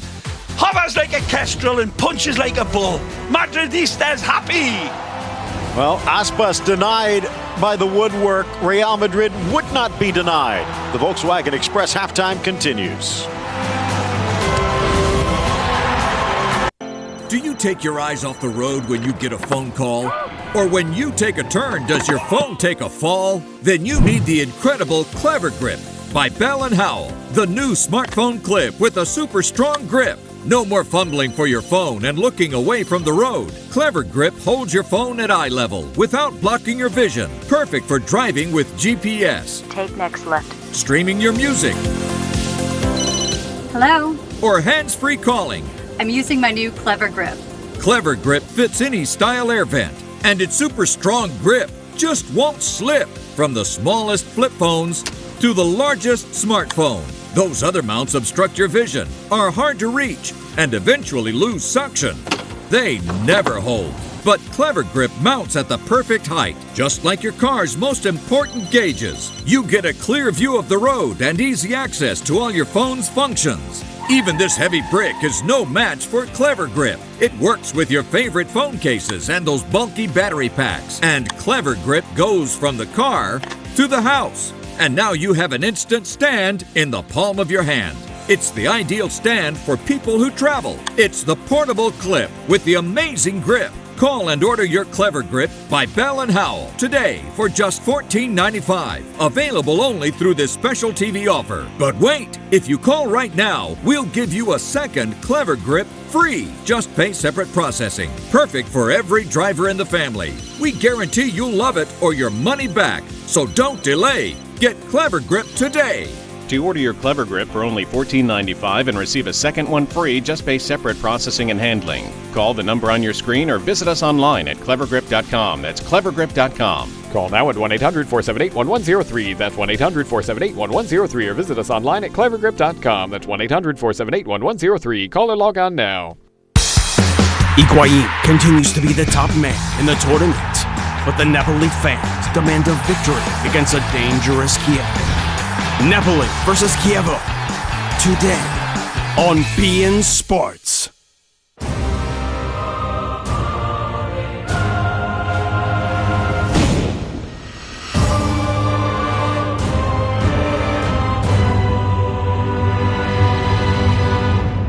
A burst of light leads the lines. Nor the time, nor the weather, nor the pain will touch the fibers of their unbreakable hearts. These warriors make of their fatigue their craft, of their sweat their perfume, of their anger their anesthetic. Their sight firm as a rock. They'll defend their people, their nation. This February, rugby is back.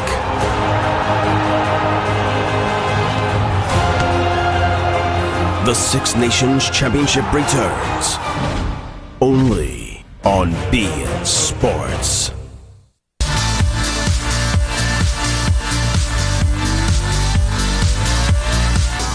This is the Volkswagen Express halftime show brought to you by the newly redesigned Volkswagen Passat. Real Madrid up 1-0 over Celta de Vigo after the first 45 minutes at the Santiago Bernabéu.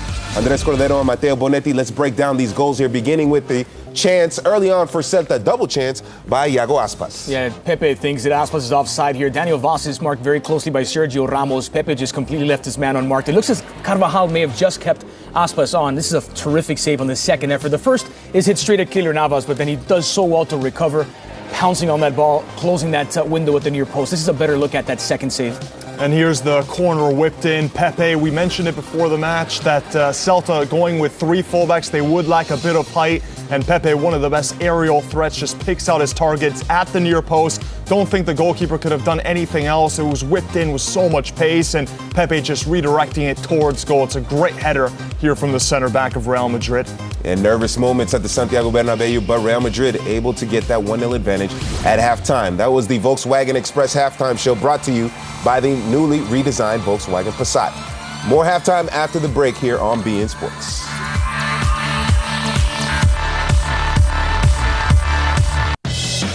It's your business. You want to promote it, and we want to give you the flyers and postcards to do just that.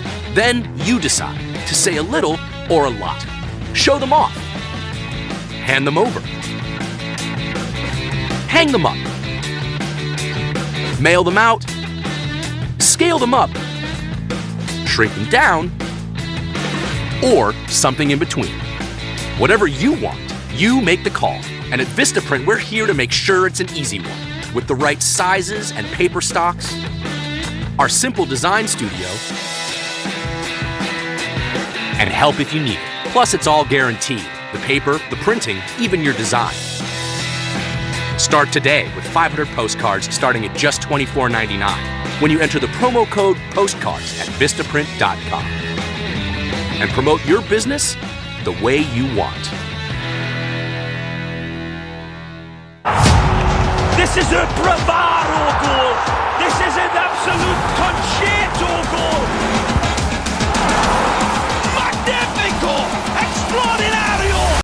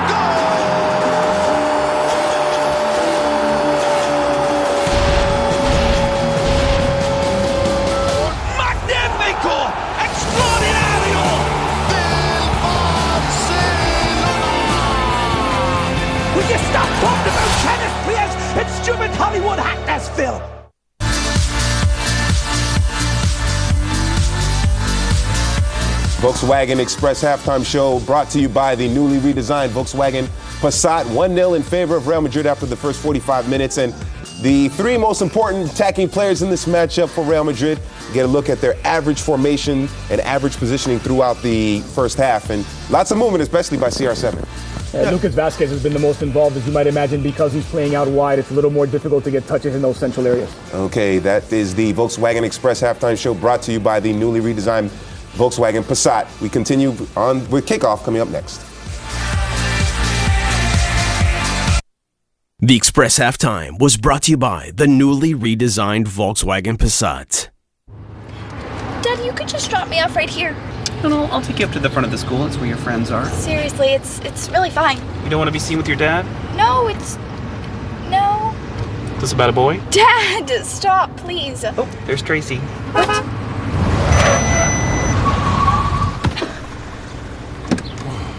Bye, Dad.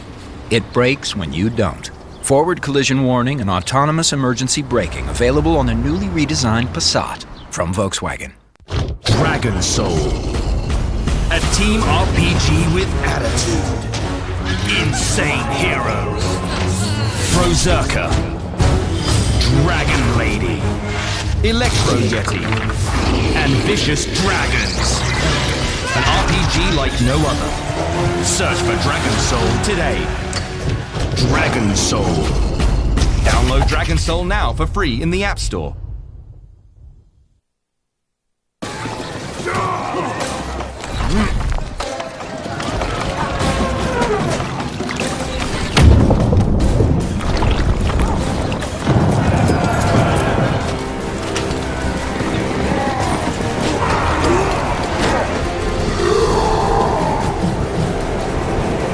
Join your allies.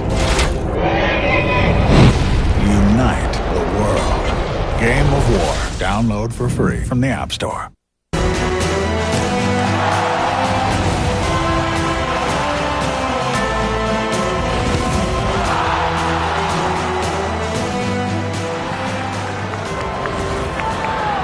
Second half about ready to get underway.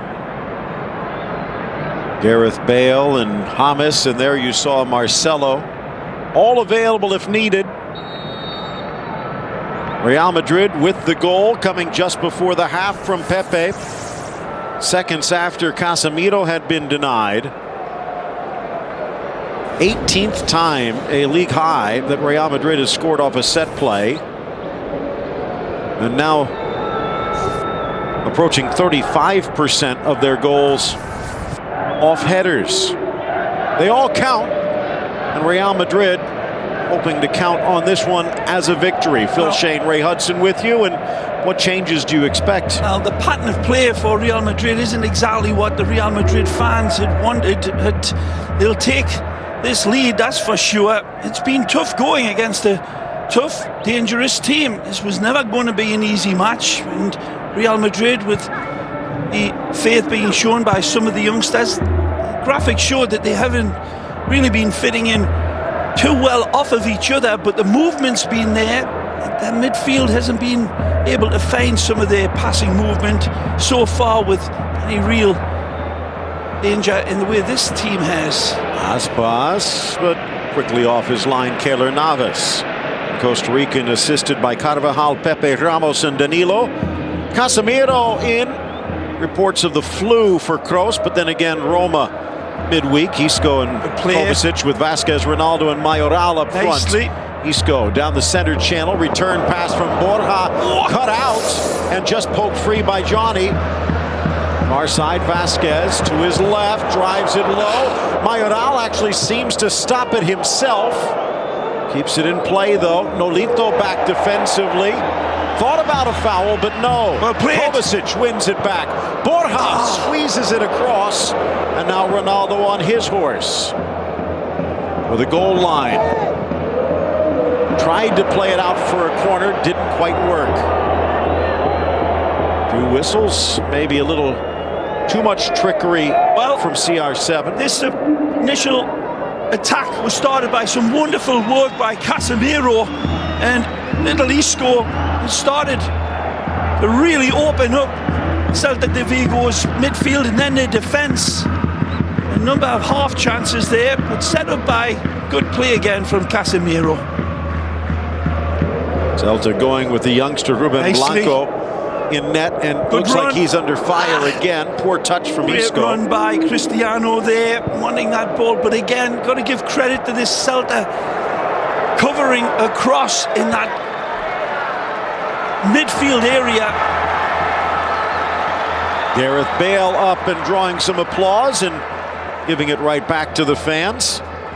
Johnny Castro, Mayo, Gomez, and Planes, the back four in front of young Blanco. Vaz, Diaz, and now Redoya in the midfield. Redoya coming in for the injured Pablo Hernandez. Oriano, Aspas, and Nolito reunited up front.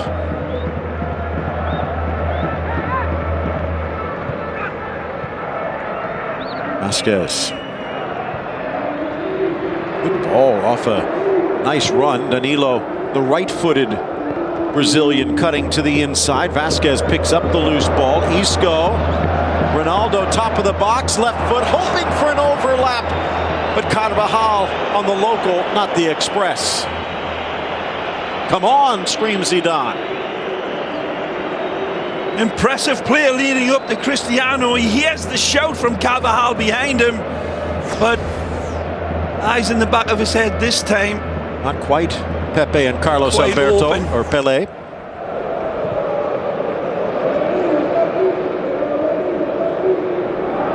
Pepe, the goal scorer, his first of the season. Up steps Diaz, now all the way back. Redoya make that. And the 20-year-old 6'2" Blanco. Still no official word as to why Sergio not out that Ruben is. Maybe the 4 inches of height against a team that likes to keep it in the air. And even if he was beaten, denying Real Madrid on 4 other occasions. Ronaldo finds a gap, whips it, and will that be stopped? That's the way you shoot these battles! Yeah, I can't hear you now, people, he's saying, after listening to the whistles and the doubts. Zidane says, that's my boy. He turns the defenders into nothing less than garden gnomes. And then he unleashes hell. A magisterial stake from the Dark Invader. Out of the darkness he emerges and lights this up with illuminating football. He'd heard the whistles, he'd heard the boos, and no more pernicious way to respond to them as his little boy looks on. Here's your daddy. What a hit! It's a blur coming at Ruben Blanco, and he cannot adjust anything. He burns the net with this. Cristiano at his best, and showing him this much space is like handing the keys to the blood bank to Dracula. We hear you, Chris. 24th goal of the season for Cristiano Ronaldo, now 1 behind Luis Suarez in the race for the Pichichi, and for Real Madrid, now 2 up on Celta.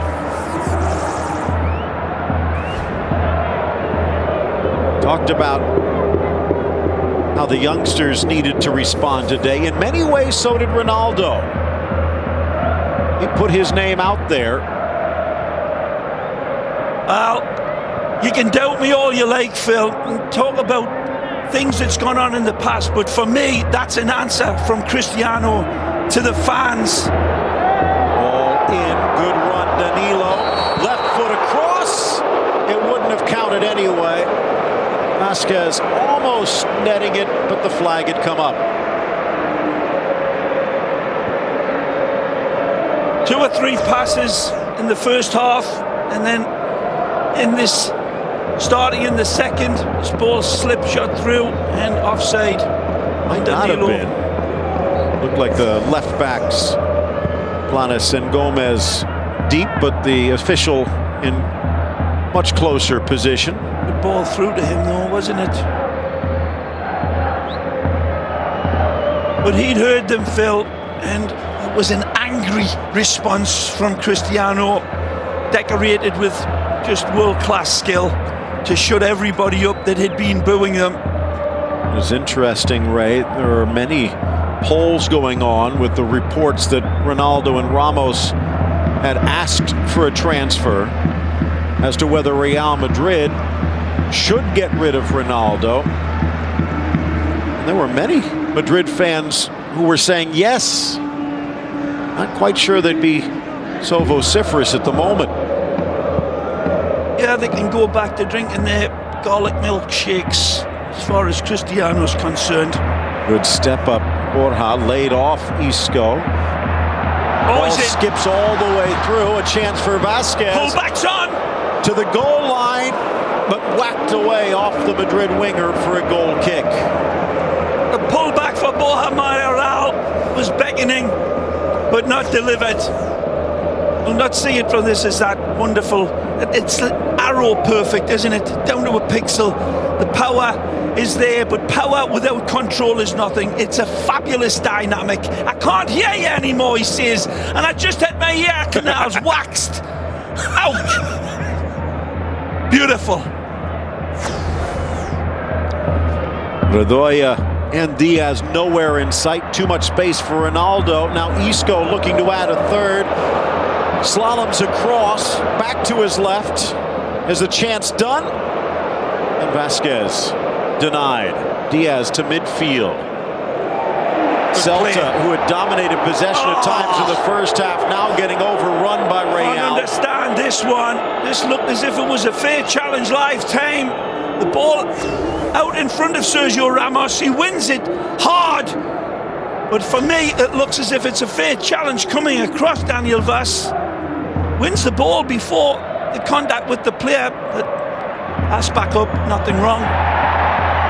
This one, advantage played. Ronaldo down, Danilo in, but too far in front of Vasquez. Ronaldo still down. That's got to be a concern. Real Madrid, who had seen its fans whistling Ronaldo just moments before the goal. Do not see this very much when this man goes down, even when it's a hard challenge. He usually bounces back up. We see him bladed so many times, but this one comes through the back and he strikes through the Achilles there. Hugo Malo, take a look at the planted foot, and that's right through his Achilles tendon, and that one will hurt for a while, and they better be careful. With that in mind, and Roma on the horizon, do you think about pulling Ronaldo? Absolutely. It depends on how he's going to be able to put his weight on it and start running. Limping on this near side. Fine now. Isco cuts back, slots it in, deflected by Borja, but straight to Castro, deflected on the clearance, finds Ronaldo, tees it up, and the limp seems to be gone. Yep, it's fine now. Celta de Vigo, they marbles on top of a granite table. They're all at odds here. Isco swivels to the inside, deflected away. There's absolutely no comparison to how Berizzo's men started out the first half compared to this. They're getting torn to shreds. Kissed off by Ronaldo. Isco knocked down by Diaz. Whatever Zidane said at the half, he might want to remember, because Real Madrid has woken up. Well, Ronaldo with 1 goal to his name. Now just 2 behind the legendary Telmo Zarra to take over 2nd place in the history of La Liga scoring. And this one just about 20 yards out.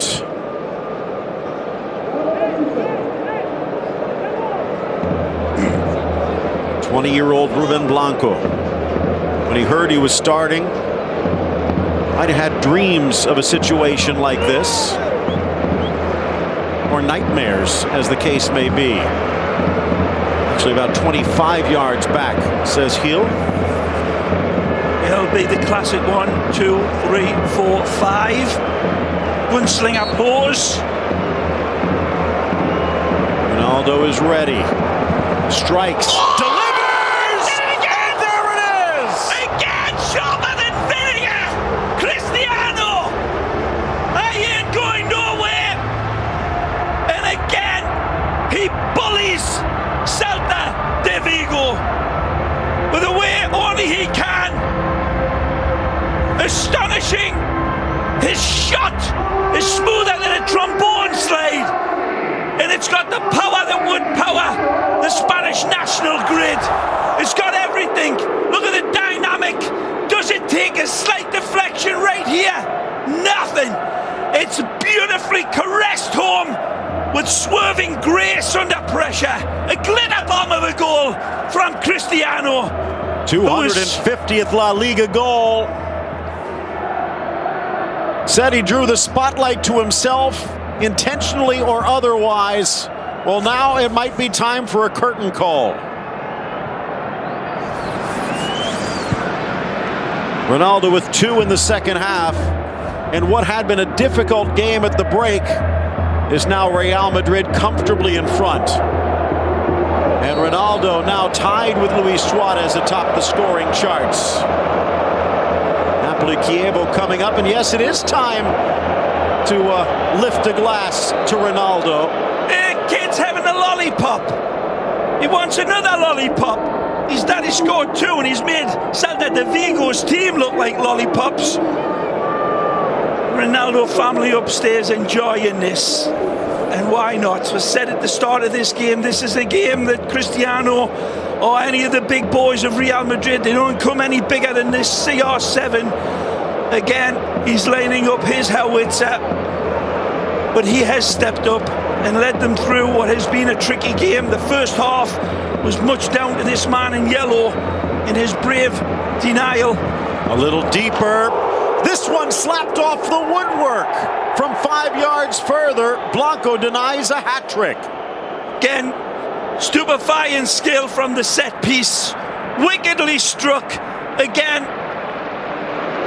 And the goalkeeper does his job this time. The youngster, 20-year-old, has to use everything he's got in his legs to spring up, and then he's got to grow his fingernails in record time to deny Cristiano.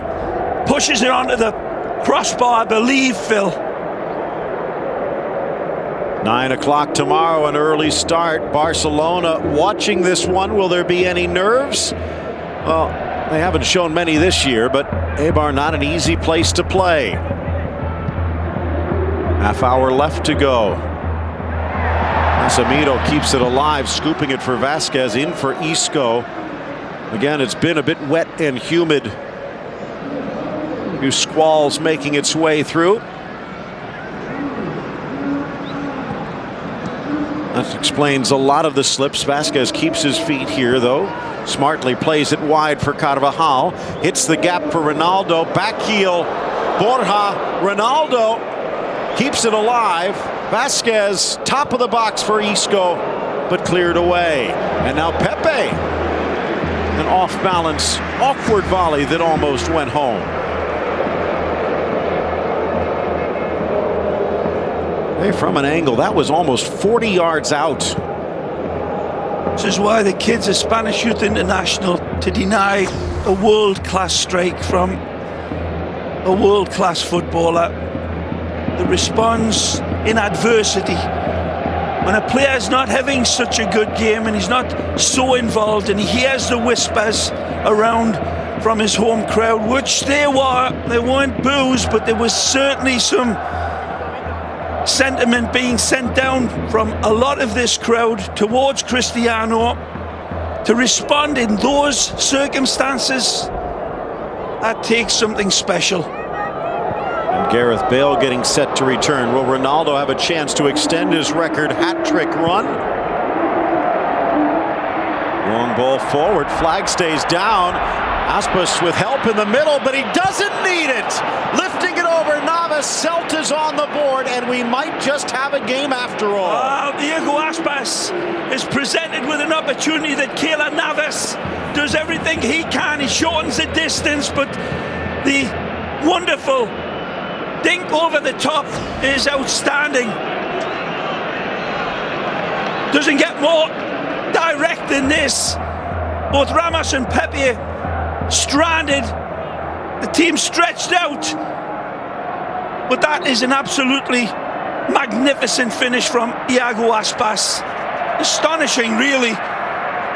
Maybe he knows I cannot beat this man downstairs to the left or the right, so how about an audacious chip? And it was a wonderful wedge shot, wasn't it? And he showed the nerve of the cat burglar there. Sergio Garcia. Aspas, absolutely outstanding. Sergio Garcia couldn't have chipped it any better. His 10th of the season. Ending a shutout hope for Keylor Navas. And again, the home defensive woes continue for Real Madrid.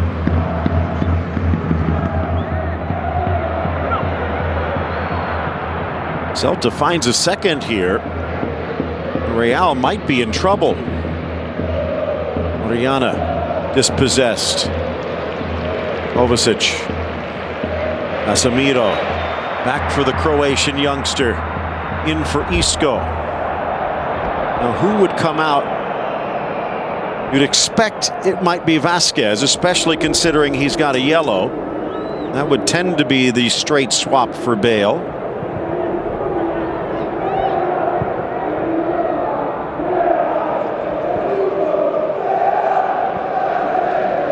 Bale hasn't played since mid-January in that big win over Sporting Gijón.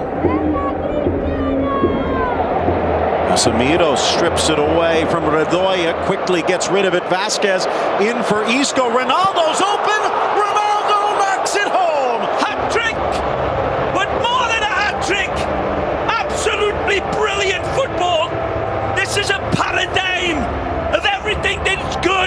What a beautiful game. Stand up and applause. And kiss the net. Must be an awesome game of Candy Crush because little Chris doesn't seem to be caring. Everyone else is going crazy. Wonderful football set up, right, left and centre. Beautiful ball to start, the white dominoes falling, and of course it's lightning football, and of course the thunder at the end of it is Cristiano. But this is a goal to celebrate of true footballing magic. One-time passing, Casemiro was involved. Beautiful in the start, and a lovely audacious pass to set the table by Francisco Roman Alcorcon. Suarez, beautiful in his supply for CR7 for the hat-trick. But you see the end result of it, Phil, it came way back. The genesis of the goal, and that is one that Zinedine Zidane will wear out his batteries on his remote control in the video room in front of the lads this week. That was beautiful. And again, Ray, it comes off the steal in the midfield from Casemiro. Hey! And if Kroos is missing because of the flu, well, Zidane might not want him to get healthy anytime soon.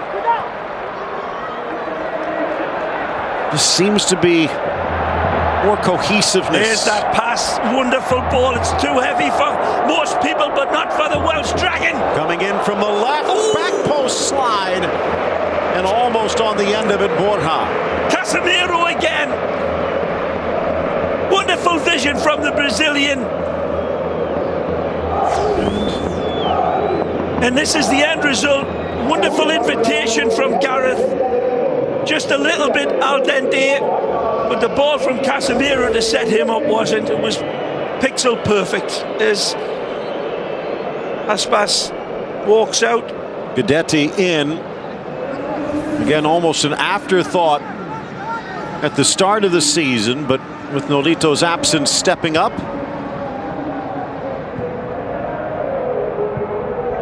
It was Isco, it appears, that came out, so this will change the formation a bit for Real Madrid. Bale back on his native left, even if more normal on the right for Real. In for Diaz. Rui Radoya, who was picked for that fourth Ronaldo goal. Kept alive. Chance inside for Guidetti if they can find him. Oriana, a brilliant cross, and that one deflected away at the last moment. Guidetti ready to celebrate. Very difficult header to get any power and placement on.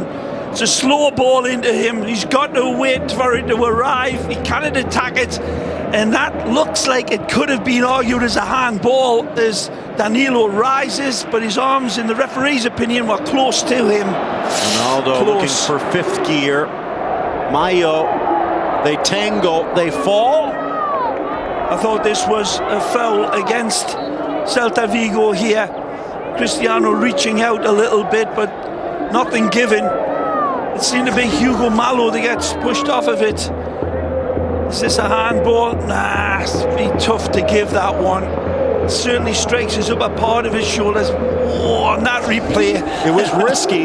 Give him time. credit for getting back to block the shot. I think if it had been given, there wouldn't be much of an argument, Phil. Very close. Drops in to the 6, right in the middle, but no one able to come on the receiving end.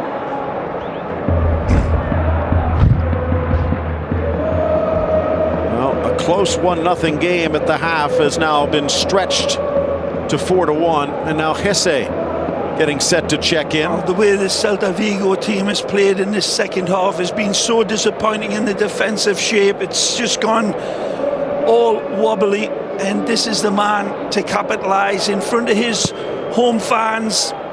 Jesse usually turns it on like an electric switch. Let's see if he's got it in him today. Good turn, well covered. Poked away at the last moment, but a whistle as there was a grab, and Real will take it. Come into this game much more in the second half, hasn't he, the youngster? Mayoral. Nice runs. He's going to be taken out here now, and he'll probably get a good round of applause. And Cristiano certainly appreciates his effort and movement.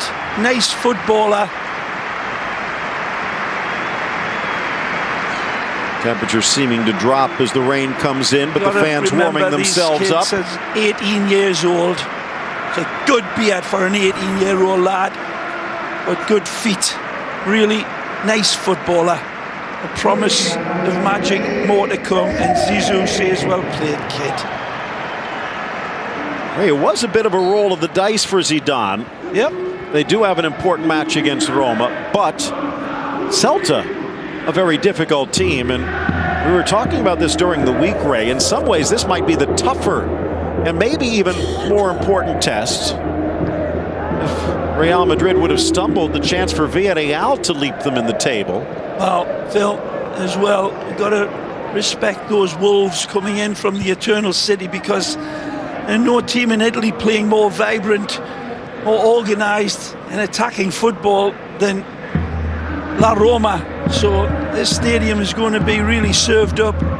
A wonderful footballing team. And Real Madrid were absolutely magnificent in Rome. And there, now, let's call it like it was. It was a dismantlement of Rome. I'm not just sure that it'll be the same type of Roma that shows up when you play in the Champions League. Celta still throwing bodies forward and building well. Guidetti tricks it down the line. Well driven across. Bale gets tangled. Tony Castro flying in as it sails all the way through. Must be getting chilly. Even Berizzo putting on a jacket. But for me, I'd like to see that last goal knitted together. This is wonderful highlight reel, and then the setup at the end does not do anywhere near the justice and the wonderful hologram football that Real Madrid put together with that pinpoint first time passing moving goal that was the fourth one. It was such a wonderful team goal, and it called upon really such accurate passing, played with the right weight, and it just all fell into place beautifully for that fourth one. Is that going to be the cherry on the cake? I'm not so sure it'll be the last one. Ray, that's one of those ones where the coaches might not even say much. They make a little mark in the notebook, though. Which one? The fourth goal. No. You give the boys big bouquets of roses. You buy them chocolates. Again, Casemiro, the one who won it. You take them to the beach. That was a fantastic goal. Guidetti, kick save by Navas. That one might have been destined. Sergio Ramos again comes across and slides and reads the hit. Guidetti maybe telegraphs this a little bit. Beautiful from Looks up, Oriana. and Sergio knows exactly where it's going to go and covers beautifully. Didn't even reach Navas. Now to the corner it goes. Vaz tries to sail it across. Vasquez in the way. Hesse challenging. Headed back for Nolito, who's been invisible in the second half. Double teamed here.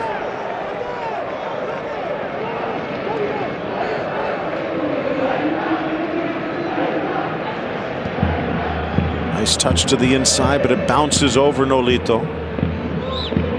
Still have Bongonda and Bovu if they wish, but Celta still dizzy from the whirling play of Real in the second half.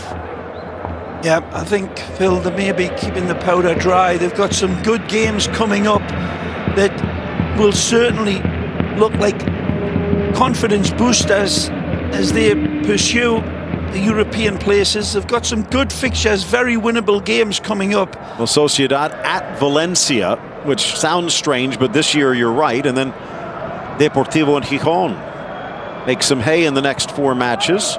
Real Madrid again against Roma. 2 goals in their pocket on the road. And as you said, Ray, this seems to be a different Roma since that first leg.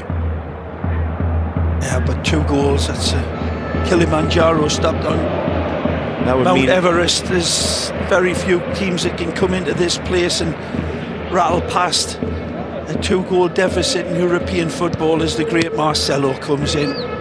Chance to stretch his legs before that showdown against Rome. Nice touch from Bale. Ronaldo off to the Welsh speedster. Burst of speed to the goal line. Pulls away. The cross to the middle. But not everyone could keep up. Hesse a few yards off. Gomez heads it out for a corner. Hesse does everything right. Hesse arrives beautifully. Bale's ball understruck again. Plenty of rust around him. Very sharp on that attack, but the ball begging at the back post for free Hesse, not quite delivered. Looks like they might have Marcelo hold off till after this corner. Quarter hour reached. The fans ready to cheer on a fifth. Get out, screams Blanco. Bale back in, skips off the wet gloves of the young keeper and out for another corner. Look at this defense of Celta de Vigo, the lack of it. This is a Bermuda Triangle of a defense in the second half. Terrible. 3 players not tracked back. Good ball, the edge of the 6, and buried in full flight. He's got his 4th, and Ronaldo, a one-man wrecking crew. Again, like Oliver Twist, he wants more, and he ain't gonna say please, sir. Ruthless from Cristiano. When he's in a mood like this, he wouldn't give you the smell of his cologne. Absolutely tremendous again, punchy header. Look how he attacks this like a hungry vulture.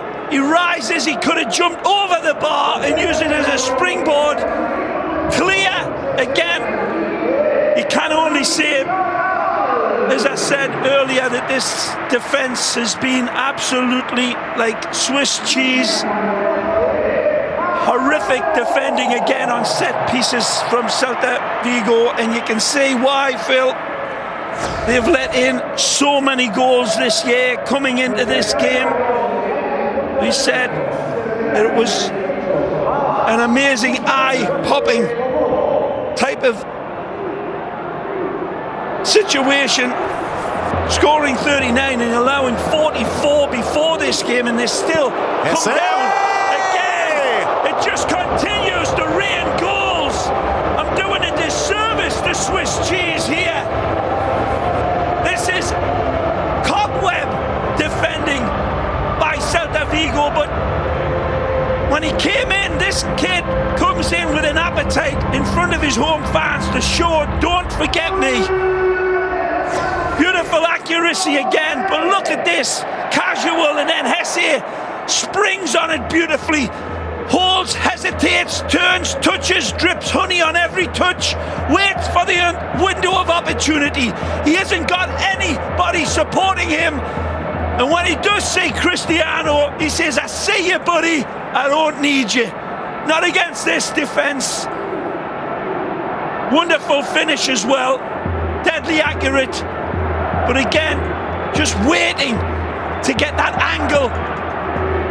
6-1 and plenty of time left for more. And this kid has played well. Unbelievably, Ruben Blanco. How much can you blame him for any of those goals? He can blame the defenders in front of him and the midfield in this second half. They've gone missing, like the kids in the Blair Witch Project. PSG and Montpellier coming your way, top of the hour. I guess you could say the gauntlet thrown among the great men. What will Zlatan do? You'll have the chance to watch it right here on beIN Sports. Cristiano Ronaldo, who started the day 3 back of the legendary Telmo Sada, has leaped him and now trails only Lionel Messi in the all-time scoring race in La Liga history.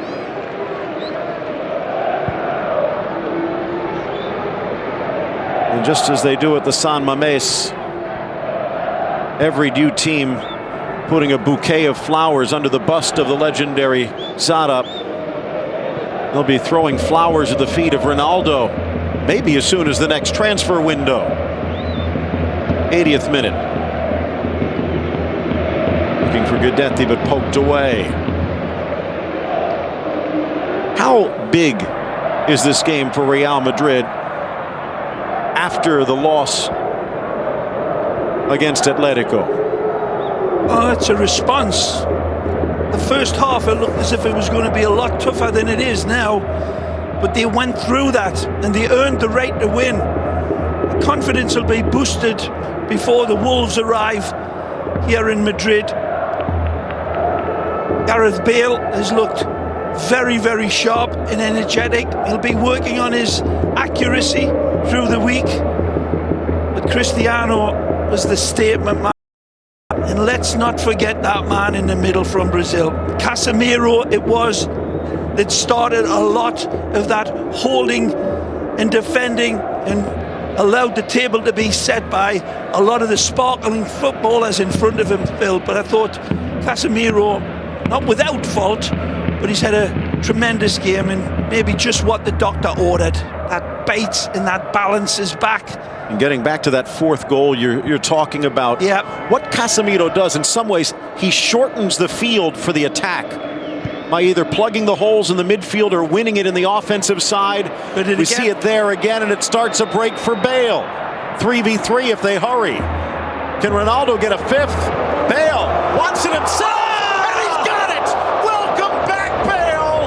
It's 7-1 Real. He's onto this as fast as a dog will lick a dish, but his accuracy is William Tell like. Wonderful strike. He's got Cristiano ahead of him, and again, he doesn't need to throw the keys to him because he's driving this one home beautifully himself. Take a look at this wonderful strike. He peels away from his defender beautifully right here. But then the slingshot home is breathtaking. He doesn't get his little dagger out, Gareth. He gets a big whale's harpoon and sinks this one home and uses the upright as his reference point because he knows the goalpost ain't moving. Beautiful hit from that distance and that angle on the run, Phil. That was like watching Cindy Crawford walk up a flight of stairs in a leather skirt. Magisterial, Gareth. Well, maybe second best left foot in the discussion. Bale scored in that 5-1 against Sporting before he went out with an injury, and now welcomed back to the fold with another goal. Might not have been the halftime whistle at the half to start. That's how well things are going. When you see Pepe frustrated and holds back his swear words. He almost said shucks in Portuguese. That's worth the replay. You people with your fancy machines. Beautiful. Keep the mics away from Eduardo Berizzo. It was 1-0 at the half, and Celta maybe the better chances. Real Madrid, though, stacking cherries on top of cherries here. Your side, Johnny. Lays it back. Radoya.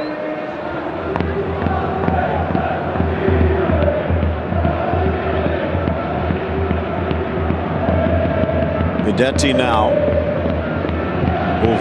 It probably won't be able to be reported in all the papers that you'll read about tomorrow, people, because those sorts of things usually stay in locker rooms, and I think Real Madrid learned that lesson earlier in the last couple of weeks. But whatever Zidane did say to him, whatever Zidane said to his team, I think would have been vehement. It would have been direct, and he acknowledges to the crowd, I was only teasing, but take it from me, he would have looked at that team at halftime with those eyes and that presence of him and saying, you can do better, I know and believe you can. Credit to Celta, but we can dig deeper. Every one of us, in every way, shape and form. Go out and prove me right. And they did absolutely that. They followed his orders. Whatever they were, as I said, Phil, we'll not hear of it. I don't think it was much to do tactically. I really don't. I think it was much more an expression of desire that came through. The way Casemiro was showing in that first half was followed by every other player in the second. Here Pepe again, who's been outstanding. Not just on the offensive side. That's more like the Pepe we know.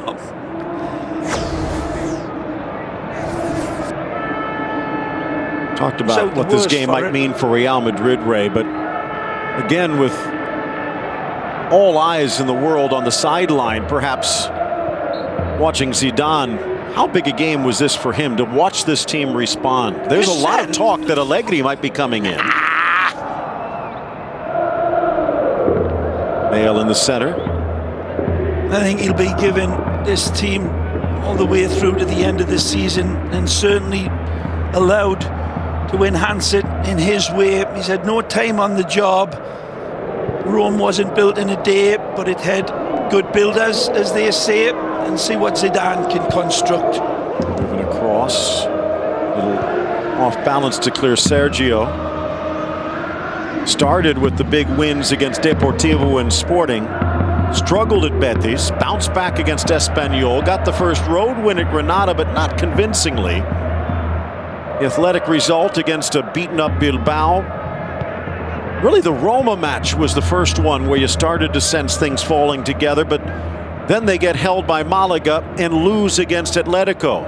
It was the kids against Levante, and now almost forced to do that again with Roma on the horizon. The Atletico Madrid game was the one that I think deserves to be scrutinised more, because that was a really top-class team, and we'll see.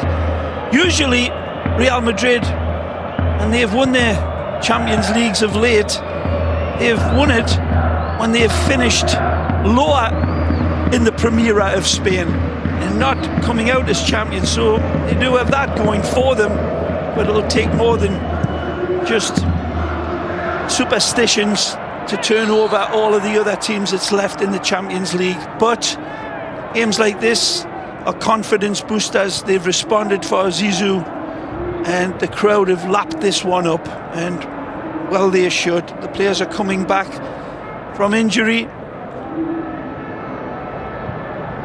We'll see what much more of a fist he can make on the run-in. That transfer embargo is certainly going to all on the president to pull one or two big players into this club, though, must be said. Effective players that are going to have an impact, and not just glitter bomb footballers, but the players that Zidane probably is going to identify for the balancing out of this team in white. They put 7 on the board. It's the most that they have scored since the days of Di Stefano and Puskás against Celta Vigo, when they won 8-3 in 1956. And the return of Bale, a huge step up by Ronaldo,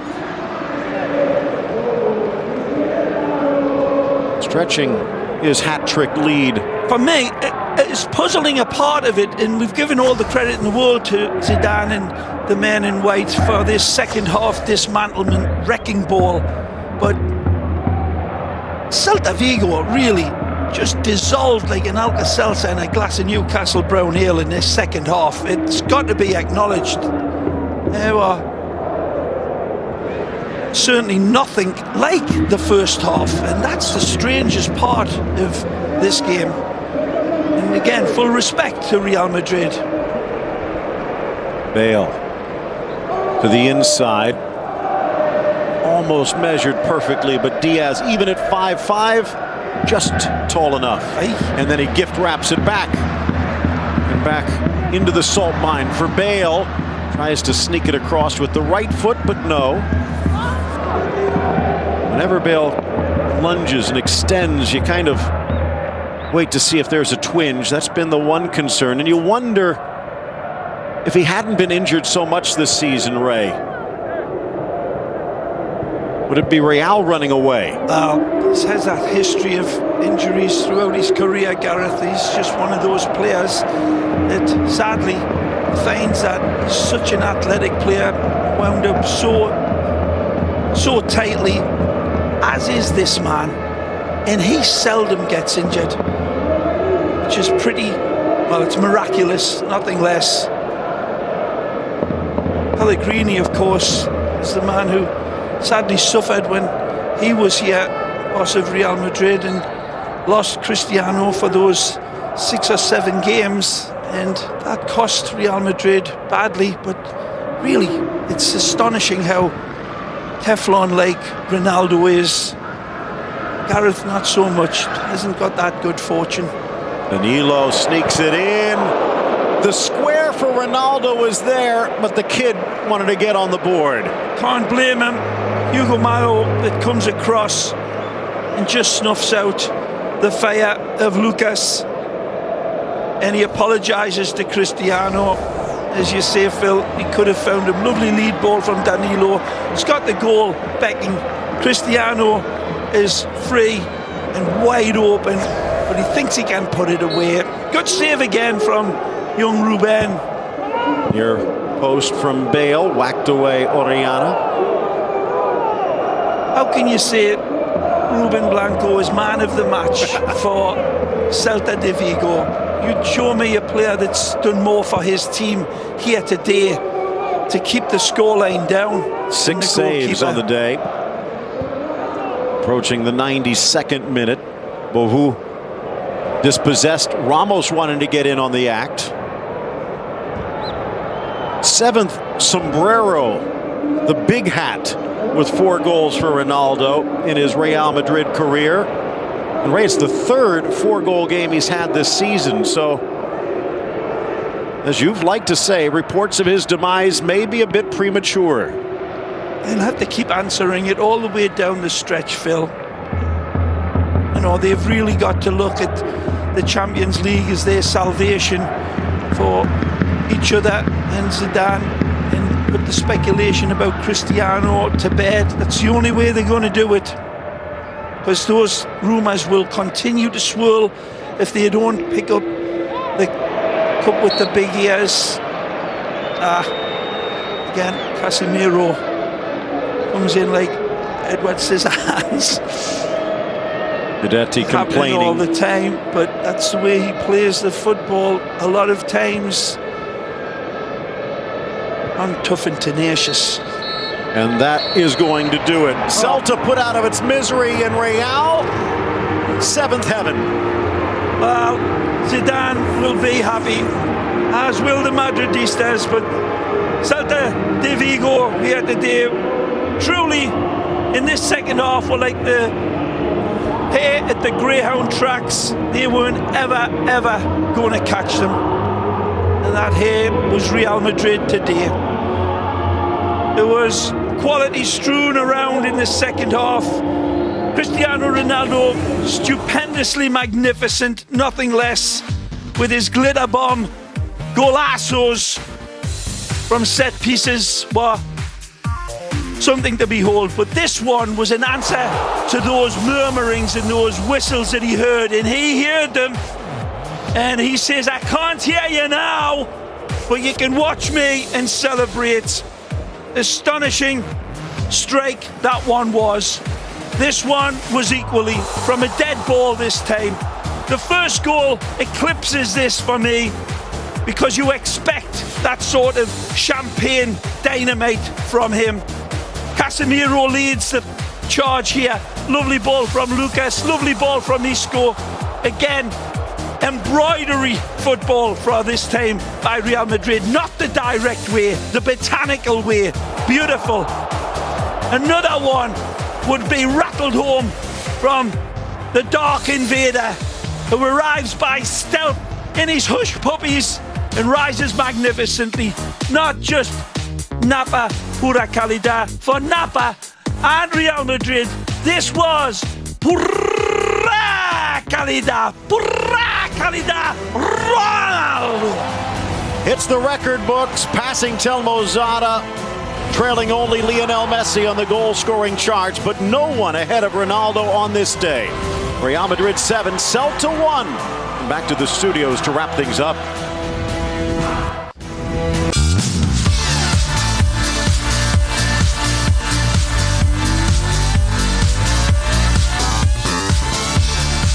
All right, 7-1 is the final. 6 goals in the second half. Real Madrid making a massive statement as they take down Celta de Vigo, and a big win for Zinedine Zidane. George Di Metellus alongside Andre Cordero and Matteo Bonetti. Before we get into the being optics of this matchup, what are your thoughts about that second half? Makes any rumors about Ronaldo putting in a transfer request seem even sillier with the performance he had, the goals, and the quality of the goals as well. From the free kick where he hasn't been that accurate, from outside the box, absolutely brilliant from CR7. That's a tremendous response, honestly, especially in the second half. Real Madrid, who were excellent in Balaidos when they won 3-1. It was one of their best performances this season. Even better, they built on it at the Santiago Bernabeu during a period of some tumultuous off-the-field issues, and to respond this way. I mean, we saw this with Roma recently when they had the issues with Totti off the pitch, and all of a sudden they responded with a huge win over Parma. This is a similar response from Cristiano Ronaldo and Real Madrid, and it'll do wonders as they head into that match against Roma on Tuesday. Yeah, 4 goals in the second half for Cristiano Ronaldo. Now 25 goals. CR7 as he leads the race for the Pichichi. One more than Suarez. Suarez has a big game tomorrow against Eibar that you can see here on beIN Sports. But let's go back to the Bernabeu and talk about some of these goals. Let's start with the first free kick goal, Andres, and we break it down on our beIN Optics.